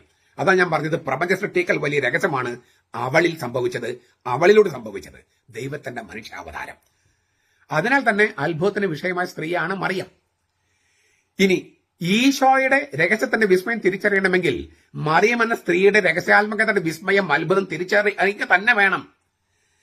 ഈ അത്ഭുതം എന്നതിന് ബൈബിൾ ഉപയോഗിക്കുന്ന വാക്ക് വീര്യപ്രവൃത്തി എന്നാണ്. വീര്യപ്രവൃത്തി. അതിൽ തീർച്ചയായിട്ടും വിസ്മയത്തിന് അവകാശമുണ്ട്, അത്ഭുതത്തിന് അവകാശമുണ്ട്, ഒരു സ്ഥാനമുണ്ട്. എന്നാൽ അതിനേക്കാൾ ഉയർന്ന ഒരു തലമുണ്ട്, അർത്ഥമുണ്ട്. വീര്യപ്രവൃത്തി, ദൈവം ചെയ്യുന്ന പ്രവൃത്തി എന്നർത്ഥം. ദൈവം ചെയ്യുന്ന പ്രവൃത്തി അത് പ്രപഞ്ചത്തിന്റെ നിയമങ്ങൾക്ക് അതീതമാകാം, പ്രപഞ്ചത്തിന്റെ നിയമത്തിന് ഉള്ളിലുമാകാം. ദൈവം ചെയ്യുന്ന ഒരു പ്രവൃത്തിയാണ് വീര്യപ്രവൃത്തി, അല്ലെങ്കിൽ അത്ഭുതം, അല്ലെങ്കിൽ വിസ്മയം. അതായത് ദൈവം പദാർത്ഥത്തിൽ നേരിട്ട് ഇടപെടുന്ന പ്രവൃത്തിയാണ് വീര്യപ്രവൃത്തി. ദൈവം ഒരു ആത്മീയ ജീവിയായിട്ട് ഇങ്ങനെ ആത്മാവിന്റെ തലത്തിൽ നിൽക്കുകയല്ല. ഈ പദാർത്ഥത്തിൽ, ഈ ബ്രഹ്മാണ്ടത്തിൽ, ഈ ലോകത്തിൽ അവന് നേരിട്ട് ഇടപെടാൻ പറ്റും. അങ്ങനെ ദൈവം നേരിട്ട് ഇടപെടുന്ന പ്രവൃത്തിക്കാണ് വീര്യപ്രവൃത്തി, അത്ഭുതം, വിസ്മയം എന്നൊക്കെ പറയണേ. അങ്ങനെ ദൈവം നേരിട്ട് ഈശോയുടെ ചരിത്രത്തിലും പ്രപഞ്ച സൃഷ്ടിക്ക് ശേഷവും ഏറ്റവും നിർണായകമായി ഇടപെട്ടത് ഈ മനുഷ്യാവതാരവും തിരുവുത്ഥാനവുമാണ്.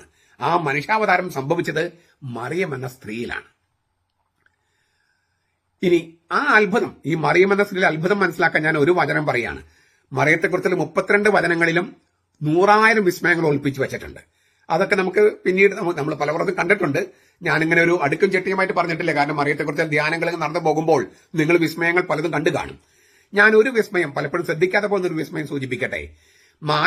ഗബ്രിയേൽ മാലാഖ അവളുടെ അടുക്കൽ അകത്ത് ചെന്ന് അവളോട് പറഞ്ഞു. ഗബ്രിയേൽ മാലാഖ അവളുടെ അടുക്കൽ, മറിയത്തിന്റെ അടുക്കൽ അകത്ത് ചെന്ന് അവളോട് പറഞ്ഞു. ലൂക്ക 1:28.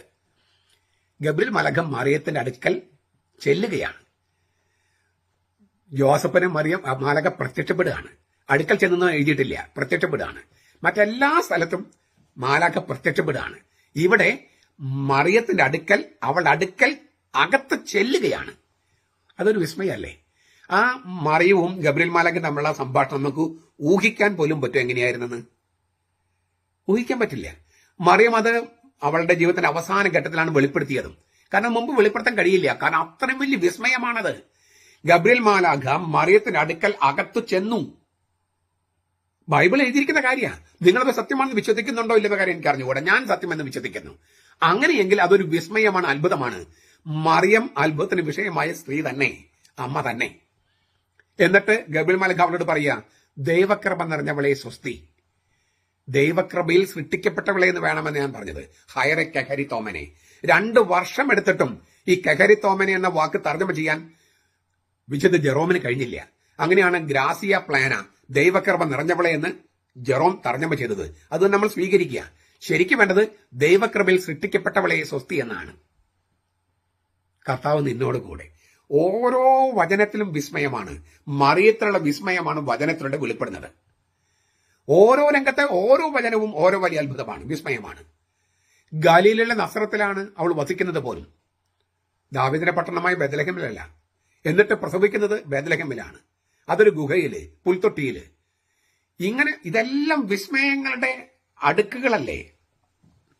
ലോക ചരിത്രം മുഴുവൻ ഈ ഒരു സ്ത്രീയെയും അവളെ കുഞ്ഞിനെയും ചുറ്റിക്കറങ്ങുകയാണ് അന്നും ഇന്നും. അല്ലേ? അതൊരു വിസ്മയമല്ലേ? എലിസബത്ത് പരിശുദ്ധാത്മാവിൽ നിറഞ്ഞത് മറിയത്തിന്റെ സാന്നിധ്യത്തിലാണ്. അങ്ങനെയല്ലേ എഴുതിയിരിക്കുന്നത്?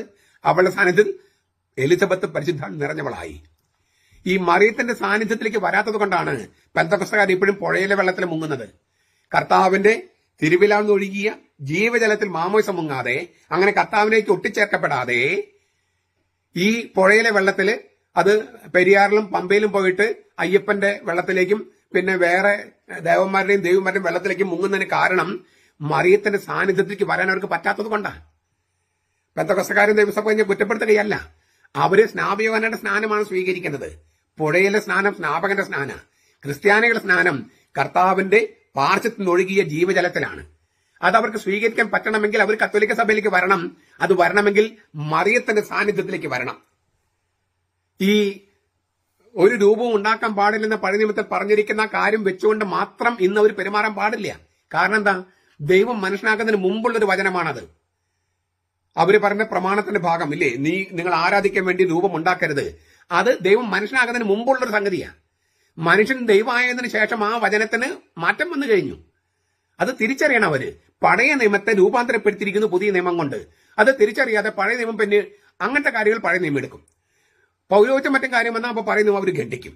ഇങ്ങനെ ഇരട്ടത്താപ്പുകളാകാതെ മറിയത്തിന്റെ സാന്നിധ്യത്തിലേക്ക് വന്നാൽ പെന്തക്കോസ്തുകാരെ, ദൈവസഭക്കാരെ, യഹോവ സാക്ഷികളിൽ നിങ്ങളും പരിശുദ്ധാത്മാവ് കൊണ്ട് നിറയും.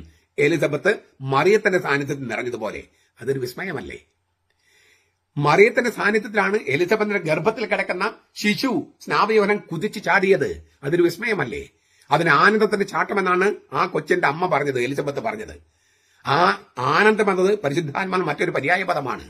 സ്നാപയോഹന്നാൻ അമ്മയുടെ ഉദരത്തിൽ, അവന്റെ അമ്മയുടെ ഉദരത്തിൽ വെച്ച് തന്നെ പരിശുദ്ധാത്മാവിനെ സ്നാനപ്പെട്ടു എന്നാണ് ശരിക്കും അതിന്റെ അർത്ഥം.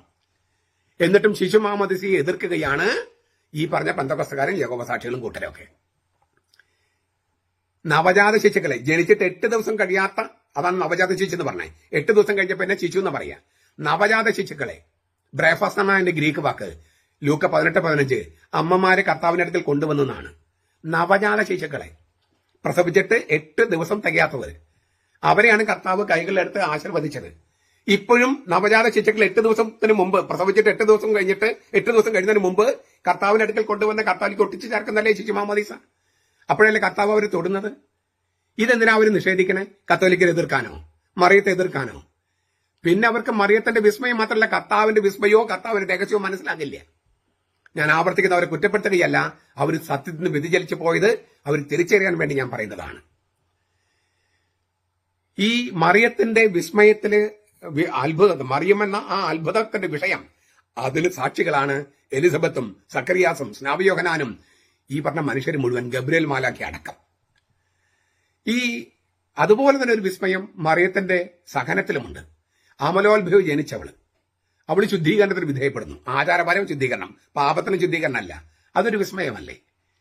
പാപമില്ലാത്ത യേശു പാപങ്ങളുടെ മോചനത്തിന് വേണ്ടിയുള്ള അനുതാപത്തിന്റെ സ്നാനം സ്വീകരിച്ച് വിസ്മയം പോലെ തന്നെ വിസ്മയമാണ് പാപരഹിതയായി ജനിച്ച മറിയം ഈ പാപങ്ങൾ ശുദ്ധീകരണമല്ല, ആചാരമായ ശുദ്ധീകരണത്തിന് വിധേയപ്പെടുന്നത്. അങ്ങനെ പോയപ്പോൾ ഈ ശിമയോൻ എന്ന പ്രവാചകൻ മറിയത്തോട് പറയാണ്, നിന്റെ ഹൃദയത്തിൽ ഒരു വാൾ തുളച്ചു കയറും. മറിയത്തിന്റെ സഹനം ഒരു വിസ്മയമല്ലേ? അവള് കുരിശിന് താഴെ നിന്നിട്ട് ആ സഹനത്തിന് സാക്ഷിയാകുന്നൊരു വിസ്മയമല്ലേ? നമുക്ക് ക്രിസ്ത്യാനികൾക്ക് ഒരു മാതൃകയല്ലേ ഈ വിസ്മയം? ഇതുപോലെ മകൻ ഇല്ലേ, ഒരു ദൈവം തന്നെയായ പുത്രൻ, അവൻ കുറ്റവാളിയെ പോലെ കുരിശിൽ കിടന്ന് മരിക്കുന്നതിന് നേർ മുമ്പിൽ നിൽക്കുകയാണ് ഈ മറിയം. നിന്റെ ഹൃദയത്തിൽ വാള് കടക്കുമെന്ന് പറഞ്ഞത് സത്യവാകല്ലേ? ആ യേശുവിന് വട്ടാണ്, ഭ്രാന്താണെന്നൊക്കെ നാട്ടുകാരെ പറഞ്ഞപ്പോൾ എന്തുമാത്രം ആ ഹൃദയം പിളർന്നിട്ടുണ്ടാകും.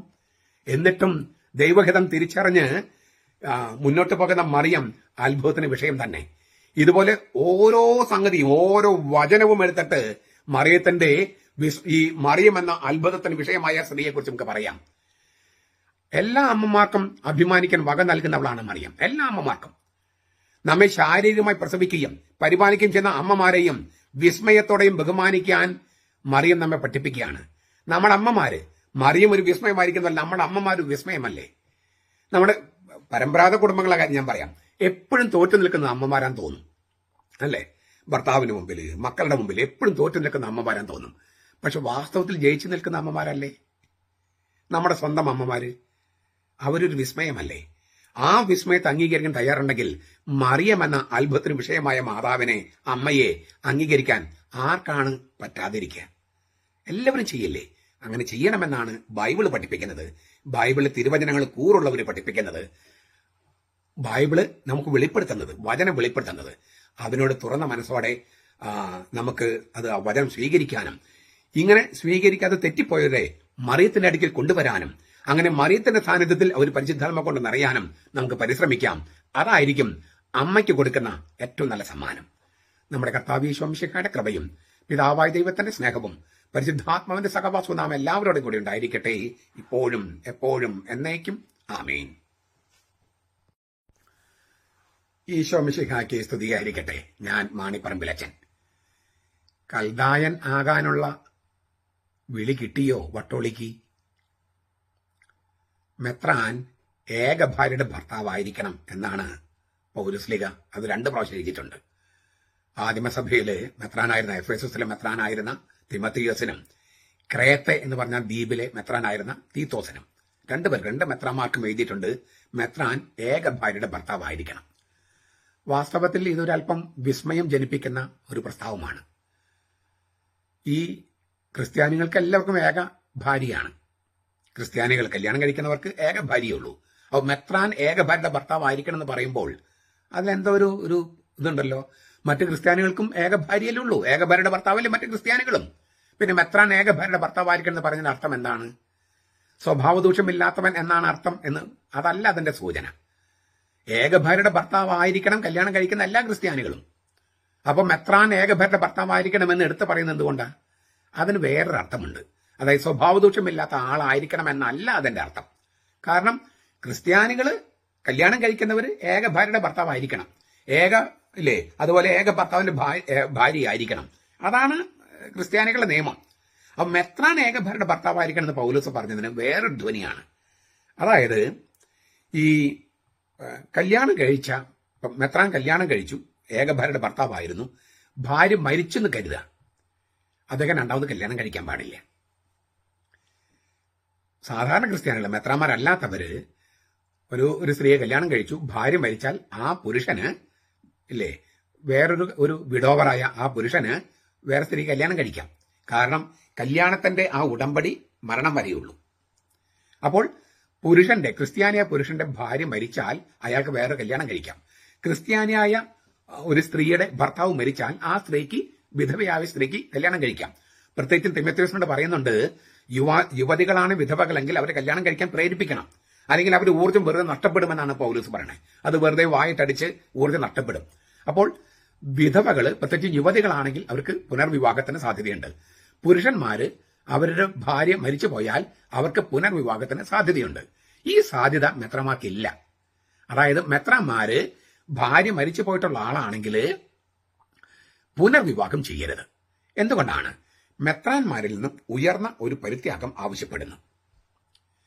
അപ്പോൾ ഈ പൗലോസ് പറഞ്ഞ ഈ ആദിമസഭയിലെ ആദർശത്തിലേക്ക് തിരിച്ചു പോകാനുള്ള ഒരു ശ്രമമാണോ വട്ടോളിയുടേത്?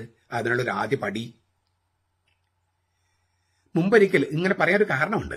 മുമ്പൊരിക്കലും ഒരു പള്ളിയുടെ ബലിപീഠത്തിന് മുമ്പിലിരുന്ന് ഒരു അഭിമുഖം കൊടുത്തിട്ടുണ്ട് വട്ടോളിയച്ചൻ. പുരോഹിതന്മാർക്ക് ബ്രഹ്മചര്യം ആവശ്യമില്ലെന്നും അത് വല്ലാതെ ശ്വാസം മുട്ടിക്കുന്നുണ്ടെന്നും വട്ടോളിയച്ചൻ പറഞ്ഞിരുന്നു. അത് വലിയ വിവാദക്കം ഉണ്ടാക്കിയതാണ് സഭയിൽ.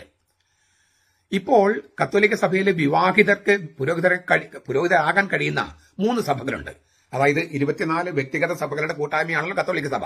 ഈ 24 സഭകളിൽ 3 സഭകളിൽ, പ്രത്യേകിച്ചും പൗരത്വ സഭകളിൽ 3 വിവാഹിതർക്ക് പുരോഹിതരാകാം. മാരീഡ് ക്ലർജി എന്നാണ് പറയുക. ആൾക്കാർ പലപ്പോഴും വിചാരിക്കും വൈദികർക്ക് കല്യാണം കഴിക്കാം. വൈദികർക്ക് കല്യാണം കഴിക്കാമെന്നല്ല, വിവാഹിതർക്ക് വൈദികരാകാം. അങ്ങനെയാണ്. അതായത് വിവാഹം കഴിക്കേണ്ടത് ഡീക്കൻ പട്ടത്തിന് മുമ്പാണ്. ഡീക്കൻ പട്ടം എന്ന് പറഞ്ഞാൽ 6ാം പട്ടത്തിൽ കയറുമ്പോൾ പിന്നെ ക്ലർജി ആയിട്ട് മാറുകയാണ്. പിന്നെ വിവാഹിതർക്ക് കല്യാണം കഴിക്കാൻ പാടില്ല. പുരോഹിതർക്ക് കല്യാണം കഴിക്കാൻ പറ്റില്ല, വിവാഹിതർക്ക് കല്യാണം കഴിക്കാം. അതിനാണ് മാരീഡ് ക്ലർജി എന്ന് പറയണേ. അങ്ങനെ 3 സഭകൾ ഇപ്പോഴും കത്തോലിക്ക സഭയുടെ ഉള്ളിലുണ്ട്. ഒന്ന് ഇറാഖിലെ കൽദായ കത്തോലിക്ക സഭ, പിന്നെ യുക്രൈനിയൻ ഗ്രീക്ക് കത്തോലിക്ക സഭ, പിന്നെ മാറോനൈറ്റ് സഭ. എന്റെ അറിവ് ശരിയാണെങ്കിൽ ഈ മാറോനൈറ്റ് സഭയിൽപ്പെട്ട ഒരു വൈദികൻ നമ്മുടെ ദുബായ് സെന്റ് മേരീസ് കത്തോലിക്ക പള്ളിയിലുണ്ടെന്നാണ് എന്റെ അറിവ്. ഞാനവിടെ 4 വർഷം ഞാനവിടെ ക്ലാസ് എടുക്കാൻ പോയിട്ടുണ്ട് UAE-ൽ. അപ്പോൾ അവിടെ ഉണ്ടെന്നാണ്, ആ സമയത്ത് അവിടെ ഉണ്ടായിരുന്നെന്നാണ് ഞാൻ മനസ്സിലാക്കണേ. ഒരിക്കൽ അദ്ദേഹം ആരോ എന്നെ ഇങ്ങനെ കാണിച്ചു തന്നിരുന്നത് ഇത് ആ മാറോനൈറ്റ് സഭയിൽപ്പെട്ട അച്ഛനാണ് എന്നോട് പറയുകയും ചെയ്തു. ഇപ്പൊ ഉണ്ടോ എനിക്ക് അറിഞ്ഞുകൂടാ. ഈ പൗരത്യ സുറിയാനി എന്ന കൽദായ സുറിയാനി കത്തോലിക്ക സഭയാണ് സീറോ മലബാർ സഭ. ഈ സഭയിൽ 1599 ഉദയംപേര് സൂനോദോസ്, 1653 കൂനൻകുടി സത്യം, ഈ സംഭവങ്ങൾ കഴിഞ്ഞ പിന്നാലെയാണ് ലത്തീൻ സഭയിൽ ഉള്ളതുപോലെ വൈദികർക്ക് ബ്രഹ്മചര്യം വന്നത്, ബ്രഹ്മചര്യം സ്വീകരിക്കാൻ തുടങ്ങിയത്.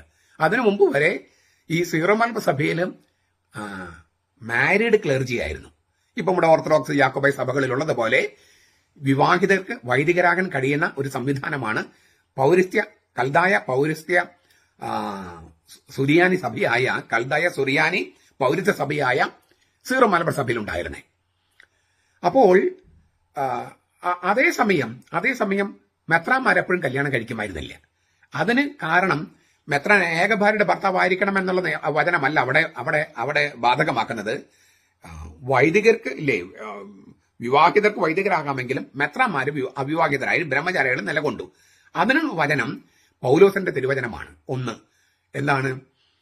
എല്ലാവരും എന്നെ പോലെ ബ്രഹ്മചാരികളായിരുന്നെങ്കിൽ എന്ന് പൗലോസ്ലീഹ പറയുന്നുണ്ട് കൊറിന്തോസുകാർക്ക് എഴുതിയ 1-ാമത്തെ ലേഖനത്തില്. എല്ലാവരും എന്നെ പോലെ ബ്രഹ്മചാരികളായിരുന്നെങ്കിൽ. ആ വചനത്തിൽ ചൂട് പിടിച്ചും പിന്നെ ഈശോ മിശിഹ ബ്രഹ്മചാരിയായിരുന്നു, സ്നാപക യോഹന്നാൻ ബ്രഹ്മചാരിയായിരുന്നു. ഈ ഈശോയെയും സ്നാപക യോഹന്നാനെയും പിന്നെ പൗലോസിനെയൊക്കെ അനുകരിച്ചുകൊണ്ട് മെത്രാന്മാര് ബ്രഹ്മചാരികളായി തുടർന്നു. പക്ഷെ വിവാഹിതർക്ക് പുരോഹിതന്മാരാകാമായിരുന്നു.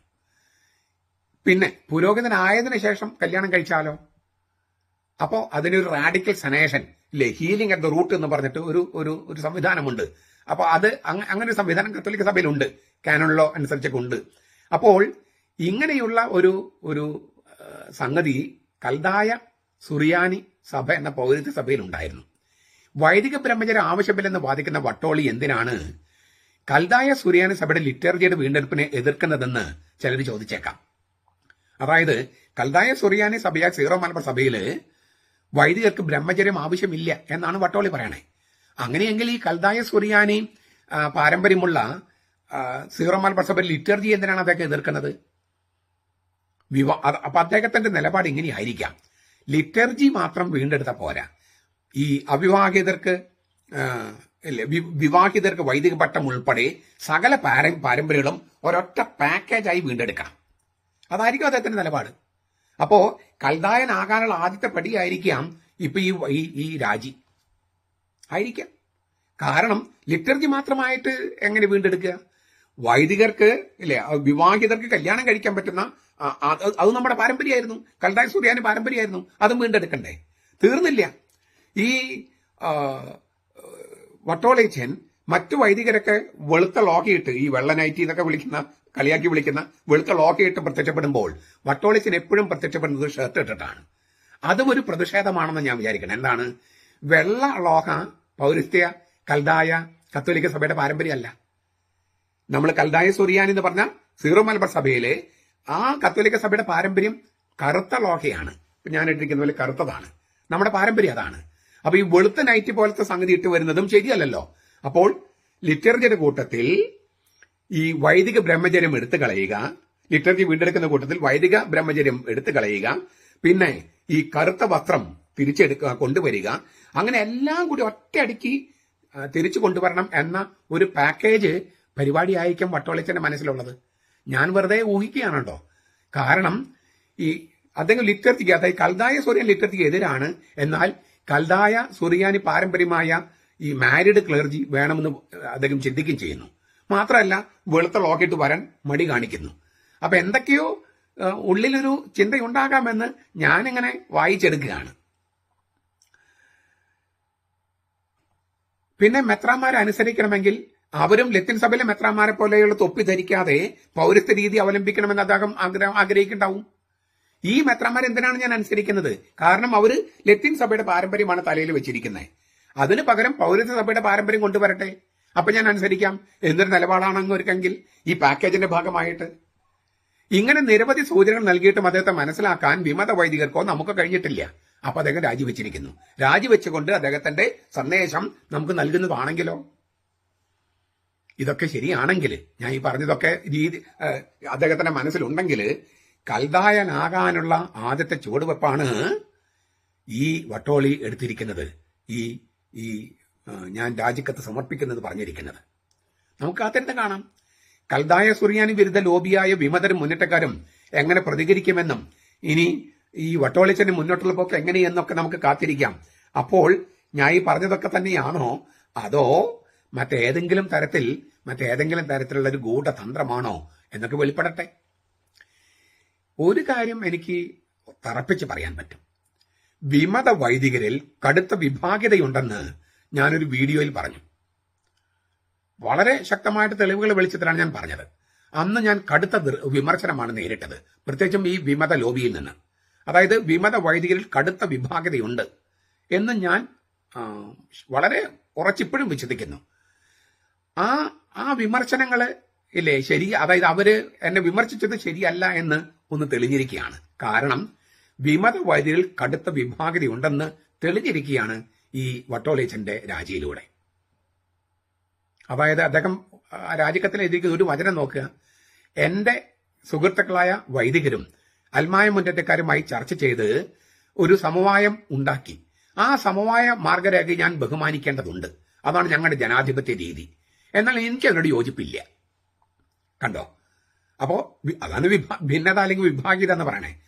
എന്റെ കൂട്ടുകാരായ വിമത വൈദികർ പോയി പാമ്പളാനി പിതാവായിട്ട് ചർച്ച ചെയ്ത് ഒരു സമവായ മാർഗരേഖ ഉണ്ടാക്കി.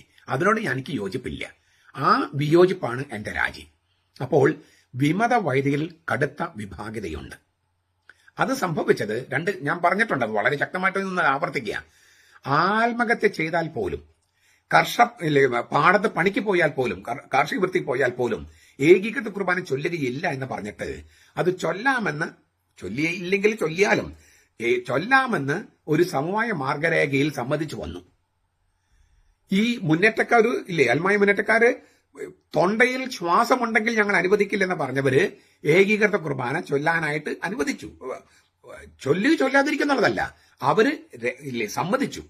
ആ സമ്മതിച്ചതിന്റെ ഒരു സമവായ മാർഗരേഖ പ്രസിദ്ധപ്പെടുത്തുകയും ചെയ്തു. അപ്പോൾ മാനാഭിമാനമുള്ളവരാണെങ്കിൽ എന്താ ചെയ്യുക? ആ സംഘടന പിരിച്ചുവിടും. കാരണം തങ്ങൾ എന്തിനു വേണ്ടിയാണോ നിലകൊണ്ടത് അത് ഇല്ലാതായിരിക്കുന്നു.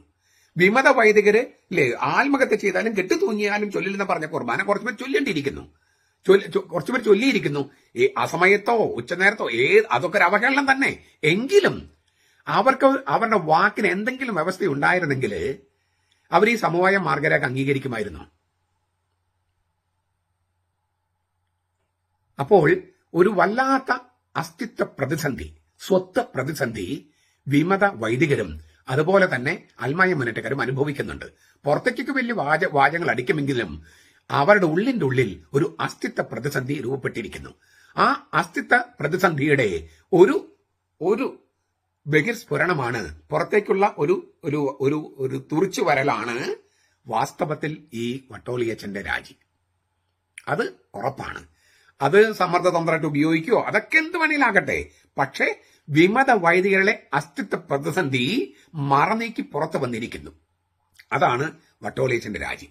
ഞാൻ ഈ പാക്കേജ് എന്ന് പറഞ്ഞൊക്കെ നിങ്ങൾക്ക് മനസ്സിലായി കാണും. ഒരല്പം ആക്ഷേപഹാസ്യമായിട്ടാണ് ഞാൻ പറഞ്ഞത്.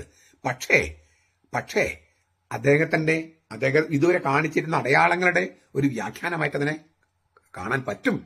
അദ്ദേഹത്തിന്റെ മനസ്സിൽ ഉദ്ദേശിച്ചിട്ടുണ്ടോ ഇല്ലെന്ന് എനിക്കറിയില്ല. പക്ഷേ ആ തരത്തിലുള്ള ഒരു ചിന്ത മറ്റുള്ളവർക്ക് ചിന്തിക്കാൻ പ്രേരണ കൊടുത്തിട്ടുണ്ട് അദ്ദേഹത്തിന്റെ പല നടപടികളിലൂടെയും. ദൈവം നമുക്ക് ഓരോരോ അടയാളങ്ങൾ തരികയാണ് ഓരോ ദിവസത്തേക്കും. ദൈവത്തിന് നാമം വാഴ്ത്തപ്പെടട്ടെ എന്നാണ് എനിക്ക് പറയാനുള്ളത്. ഈ വട്ടോളിച്ചന്റെ നടപടി ശരിയാണോ തെറ്റാണോ മെത്രാന്മാരൊക്കെ തീരുമാനിക്കട്ടെ. നമുക്ക് ഇത് ദൈവം നൽകിയ ഒരു അടയാളമാണ്. നമ്മൾ കർത്താവിനും കർത്താവിന്റെ സഭയ്ക്കും, പ്രത്യേകിച്ച് നമ്മുടെ കൽദായ സുറിയാനി കത്തോലിക്ക സഭ എന്ന സീറോ മലബാർ സഭയ്ക്ക് വേണ്ടിയുള്ള നമ്മുടെ പോരാട്ടം ശക്തിയുക്തം മുമ്പത്തേക്കാൾ അതിശക്തമായി മുന്നോട്ട് കൊണ്ടുപോവുക എന്ന ദൗത്യം കർത്താവ് നമുക്ക് തന്നിരിക്കുകയാണ്. അതിനുള്ള ശക്തമായ ഒരു അടയാളമാണ് വട്ടോളിയച്ചന്റെ രാജി. നമ്മുടെ കർത്താവ് യേശു മിശിഹായുടെ കൃപയും പിതാവായ ദൈവത്തിന്റെ സ്നേഹവും പരിശുദ്ധാത്മാവിന്റെ സഹവാസവും നാം എല്ലാവരോടും കൂടി ഉണ്ടായിരിക്കട്ടെ, ഇപ്പോഴും എപ്പോഴും എന്നേക്കും. ആമേൻ. ഈശോ മിശിഹായ്ക്ക് സ്തുതിയായിരിക്കട്ടെ. ഞാൻ മാണിപ്പറമ്പിലച്ചൻ. വട്ടോളിയുടെ വട്ട് ഇളകിയതോ അതോ കുതന്ത്രമോ? മെത്രാന്മാരെ പേടിപ്പിക്കാമെന്ന വ്യാമോഹമോ? ലിറ്റർജിക്കൽ വേരിയന്റ് കിട്ടാനുള്ള സമ്മർദ്ദ തന്ത്രമോ? കടമക്കുടി പള്ളിയിലെ വികാരി വട്ടോളിയച്ചന്റെ രാജി വിവിധ കോണുകളിൽ നിന്ന് വിവിധ തരത്തിലുള്ള പ്രതികരണങ്ങളാണ് ഉണ്ടാക്കിയത്. എന്ത് അതിശയമാണിത്! സെപ്റ്റംബർ 12 1 മണിക്കൂർ ആരാധന, സെപ്റ്റംബർ 14 വിമതരുടെ ആദ്യത്തെ വിക്കറ്റ് വീണു. ആരാധന മുടങ്ങാതെ നടത്താൻ സർക്കുലർ ഇറക്കണേ. ഇതായിരുന്നു ഒരു കമന്റ്. ഇത് അത് തന്നെ, ഇത് ശരിക്കും വട്ട് തന്നെ. മറ്റൊരു കമന്റ്, സെപ്റ്റംബർ 12 തട്ടിൽ പിതാവ് എവിടെയാണ് ആരാധന നടത്തിയതെന്ന് എനിക്കറിഞ്ഞുകൂടാ. നിങ്ങൾക്ക് ആർക്കെങ്കിലും അറിയാമെങ്കിൽ എന്നോട് പറയണം. അദ്ദേഹത്തിനാണ് എറണാകുളം അങ്കമാലി അതിരൂപതയുടെ ചാർജ് ഉള്ളത്. അദ്ദേഹത്തിന്റെ അതിരൂപതയിലാണ് കുർബാനയുടെ അവഹേളനങ്ങൾ ആവർത്തിച്ച് സംഭവിച്ചത്. അപ്പോൾ അദ്ദേഹം എവിടെയാണ് ആരാധന, ഈ കുർബാന അവഹേളനത്തിന് പരിഹാരമായി അദ്ദേഹം തന്നെ നിർദ്ദേശിച്ച ആരാധന അദ്ദേഹം എവിടെയാണ് നടത്തിയത്? അദ്ദേഹത്തിന്റെ കൂടെ മറ്റു മെത്രാന്മാർ ആരൊക്കെ ഉണ്ടായിരുന്നു? ഏതൊക്കെ അച്ഛന്മാരുണ്ടായിരുന്നു? അൽമായർ എത്ര പേരുണ്ടായിരുന്നു? ഇതൊക്കെ സഭയെ അറിയിച്ചിരുന്നെങ്കിൽ നന്നായിരുന്നു. തീർച്ചയായിട്ടും സമൂഹ മാധ്യമങ്ങളിലൂടെ നടത്തേണ്ടതല്ല ആരാധന. എങ്കിലും അതേക്കുറിച്ച് ഇപ്പം മാർപ്പാപ്പയുടെ പരിപാടികൾ സമൂഹ മാധ്യമങ്ങൾ കാണിക്കാൻ വേണ്ടിയല്ല നമ്മൾ ചെയ്യുന്നത്. പക്ഷെ സമൂഹ മാധ്യമങ്ങൾ അത് ന്യൂസായിട്ട് വിടും. മുഖ്യമന്ത്രിയുടെ പരിപാടികളാണെങ്കിലും പ്രധാനമന്ത്രി പരിപാടികളാണെങ്കിലും അതൊരു ജനങ്ങളെ അറിയിക്കുക എന്നുള്ളതൊരു കടമയാണല്ലോ. ജനങ്ങൾക്ക് വേണ്ടിയാണല്ലോ അവർ നേതാക്കന്മാരായിരിക്കുന്നത്. അതുപോലെ തന്നെയാണ് സഭാതലവന്റെയും എന്നാണ് ഞാൻ വിചാരിക്കുന്നത്. അതൊരു സാക്ഷ്യം കൂടിയാണല്ലോ, ഒരു സുവിശേഷ പ്രഘോഷണവുമാണ്. ഇതുപോലെ തന്നെ പാമ്പ്ളാനി പിതാവിനാണ് ദൈനംദിന കാര്യങ്ങളിൽ എറണാകുളം അങ്കമാലി അതിരൂപതയുടെ ചാർജുള്ളത്. അപ്പോൾ എറണാകുളം അങ്കമാലി അതിരൂപതയുടെ ചാർജുള്ള പാമ്പ്ളാനി പിതാവ് അദ്ദേഹത്തിന്റെ എറണാകുളം അങ്കമാലി അതിരൂപതയിലെ വിമത വൈദികരുടെ കുർബാന അവഹേളനങ്ങൾക്ക് പരിഹാരമായിട്ട് എവിടെയാണ് ഈ 1 മണിക്കൂർ ആരാധന സെപ്റ്റംബർ 12 നടത്തിയതെന്ന് നിങ്ങൾക്ക് ആർക്കെങ്കിലും അറിയാമെങ്കിൽ എന്നോട് പറയണം. ഈ എറണാകുളത്തെ മഹാപാപങ്ങൾക്ക് പരിഹാരമായി അവിടുത്തെ മെത്രാൻ ആരാധന നടത്തുന്ന കാര്യം അത് മറ്റുള്ളവരെ അറിയിച്ചിരുന്നെങ്കിൽ നന്നായിരുന്നു. കുറച്ചു പേർക്ക് പങ്കെടുക്കാമായിരുന്നല്ലോ. ഇനി ഞാനായിരുന്നു മെത്രാനെങ്കിൽ, എറണാകുളം അങ്കമാലി അതിരൂപതയിലല്ല മറ്റേതെങ്കിലും സ്ഥലത്തെ സീറോ മലബാർ സഭയുടെ മെത്രാനായിരുന്നെങ്കിൽ ഞാൻ ചെയ്യുമായിരുന്ന ഒരു കാര്യം പറയാം. മേജർ ആർച്ച് ബിഷപ്പ് ഇങ്ങനൊരു കാര്യം, അതും മെത്രാൻ സിനഡ് തീരുമാനിച്ച് വളരെ ആഘോഷപൂർവ്വമായിട്ട് അറിയിച്ച ഒരു കാര്യം, അതിന് ഏതാനും ദിവസങ്ങൾക്ക് മുമ്പ് തന്നെ ഞാനൊരു ടെമ്പോ ക്രിയേറ്റ് ചെയ്യും. അതായത് ഞാനിങ്ങനെ കത്തീഡ്രൽ പള്ളിയിൽ ഇന്ന സമയത്ത് കുർബാനയുണ്ട്, ഇന്ന സമയത്ത് ആരാധന ഉണ്ടാകും, അതിൽ ഇത്ര വൈദികർ പങ്കെടുക്കണം, ഇത്ര ആളുകൾ പങ്കെടുക്കണം, കന്യാസ്ത്രീമാർ പങ്കെടുക്കണം, ഇതെല്ലാം പറഞ്ഞ് 2-3 ദിവസം ഞാൻ ഒരു അല്പം ഹൈപ്പ് ക്രിയേറ്റ് ചെയ്ത് ഒരു ടെമ്പോ ക്രിയേറ്റ് ചെയ്തിട്ടാണ് അതൊരു ഗംഭീര പരിപാടിയാക്കും. അതിലൂടെ പല കാര്യങ്ങളുണ്ട്. ഒന്ന്, മേജർ ആർച്ച് ബിഷപ്പിന്റെ കൽപ്പനയെ ഗൗരവമായിട്ട് എടുക്കുന്നു എന്നുള്ളതാണ്. രണ്ട്, ഈ മഹാപാപം അത് മഹാപാപമാണെന്ന് ഒന്ന് ലോകത്തെ അറിയിക്കുക. അതിന് പരിഹാരം ചെയ്യേണ്ടതുണ്ട്, അതും പരസ്യമായി പരിഹാരം ചെയ്യേണ്ടതുണ്ട്. അതിന് മെത്രാൻ എന്ന നിലയിൽ ഇല്ലേ, ഇങ്ങനെ എല്ലാ മെത്രാന്മാരും ചെയ്തിരുന്നെങ്കിൽ, ഈ 35 രൂപതകളിലെ മെത്രാന്മാരും ചെയ്തിരുന്നെങ്കിൽ, ഈ മെത്രാൻ സിനഡിൽ തീരുമാനിച്ച സെപ്റ്റംബർ 12 ആരാധന അത് കോളിളക്കം സൃഷ്ടിക്കുന്ന ഒരു പരിപാടി ആയാനെ. ഈ കുർബാനയുടെ അവഹേളനം അത്ര ഗൗരവമായിട്ട് മെത്രന്മാരെ കാണുന്നുവെന്നും ലോകം കാണുന്നുവെന്നും സഭ കാണുന്നുവെന്നും ലോകത്ത് അറിയിക്കാൻ പറ്റുന്ന ഒരു സുവർണ അവസരമായാനെ. ഇതൊന്നും ഞാൻ കണ്ടില്ല. ഞാൻ ആവർത്തിക്കുന്നു, നമ്മൾ പ്രാർത്ഥിക്കുന്നത് സമൂഹ മാധ്യമങ്ങൾ കാണാൻ വേണ്ടിയിട്ടല്ല. എങ്കിലും അതൊരു സാക്ഷ്യമാകുമെങ്കിൽ, സുവിശേഷ പ്രഘോഷണമാകുമെങ്കിൽ, ലോകത്തോട് മുഴുവൻ ഞങ്ങളിതിന് ഗൗരവമായി കാണുന്നെന്ന് പറയുന്നത് ഗംഭീരമായ സംഗതി ആയാനെ. പക്ഷെ മെത്രാന്മാർ ആരെങ്കിലും അങ്ങനെ ചെയ്തോ ഇല്ലെന്ന കാര്യം ഏതായാലും എന്റെ ശ്രദ്ധയിൽപ്പെട്ടിട്ടില്ല. നിങ്ങൾ ആരെങ്കിലും ശ്രദ്ധയിൽപ്പെട്ടിട്ടുണ്ടെങ്കിൽ ഒന്ന് അറിയിച്ചാൽ കൊള്ളാം. ഏതായാലും ഈ സുറിയാനി, പൗരത്യ സുറിയാനി എന്ന കൽദായ സഭ എന്ന സീറോ മലബാർ സഭയെ സ്നേഹിക്കുന്ന കുറച്ചു പേര് സത്യസന്ധമായി ആരാധന നടത്തിയിട്ടുണ്ട്. അത് സെപ്റ്റംബർ 12 മാത്രമല്ല, മുൻപുണ്ട്. ഇപ്പോഴും തുറന്നുകൊണ്ടിരിക്കുന്നു. പലരും ഉപവാസം എടുക്കുന്നു, തപസ് ചെയ്യുന്നു, പ്രായശ്ചിത്തം ചെയ്യുന്നു. അവരുടെ വൈദികർ ചെയ്തു പോയ തെറ്റുകൾക്ക് ഇപ്പോഴും അൽമായരും കന്യാസ്ത്രീമാരും വൈദികരും പ്രായശ്ചിത്തം ചെയ്യുന്നുണ്ട്, ഉപവസിക്കുന്നുണ്ട്, പ്രാർത്ഥിക്കുന്നുണ്ട്. ഒരുപാട് മധ്യസ്ഥ പ്രാർത്ഥന നടക്കുന്നുണ്ട്. പല കരിസ്മാറ്റിക് ഫോറങ്ങളിലും ഗ്രൂപ്പുകളിലും നടക്കുന്നുണ്ട്. അങ്ങനെ ഒരുപാട് വേദികളിൽ അത് നടക്കുന്നുണ്ട്. ഏതായാലും അതിന്റെ ഫലം കാണാൻ നമ്മൾക്ക് കഴിയുന്നുണ്ട്. ഈ ചില പ്രതികരണങ്ങൾ, ഞാൻ ഇതുമായിട്ട് ബന്ധപ്പെട്ട് ഇത്രയും ഞാൻ പറഞ്ഞത്, വട്ടോളിയച്ചന്റെ രാജിയുമായിട്ട് ബന്ധപ്പെട്ട് ചില പ്രതികരണങ്ങൾ വന്നിരിക്കുന്നത് ഈ തരത്തിലാണ്. സഭയിൽ എന്നും വിമതനും വിരുദ്ധനുമായി ജീവിച്ച വട്ടോളി ഇനി സഭാബന്ധങ്ങൾ ഉപേക്ഷിക്കുന്നു, കത്തോലിക്ക സഭയുടെ കാനോൻ സ്വീകരിക്കില്ലെന്നും സഭയുടെ നിയമസംഹിത അംഗീകരിക്കില്ലെന്നും പരസ്യമായി നിലപാടെടുത്തിട്ടുള്ള, സഭാവിരുദ്ധ പ്രവർത്തനം ഒളിവും മറയുമില്ലാതെ നടത്തിയിട്ടുള്ള വട്ടോളിക്ക് സംരക്ഷണം നൽകി വരുന്ന മെത്രാന്മാരും കുറ്റവാളികളാണ്. ഈ ഒരു പ്രതികരണം, അതിന് പശ്ചാത്തലമായിട്ടാണ് ഞാൻ ഈ പറഞ്ഞത്.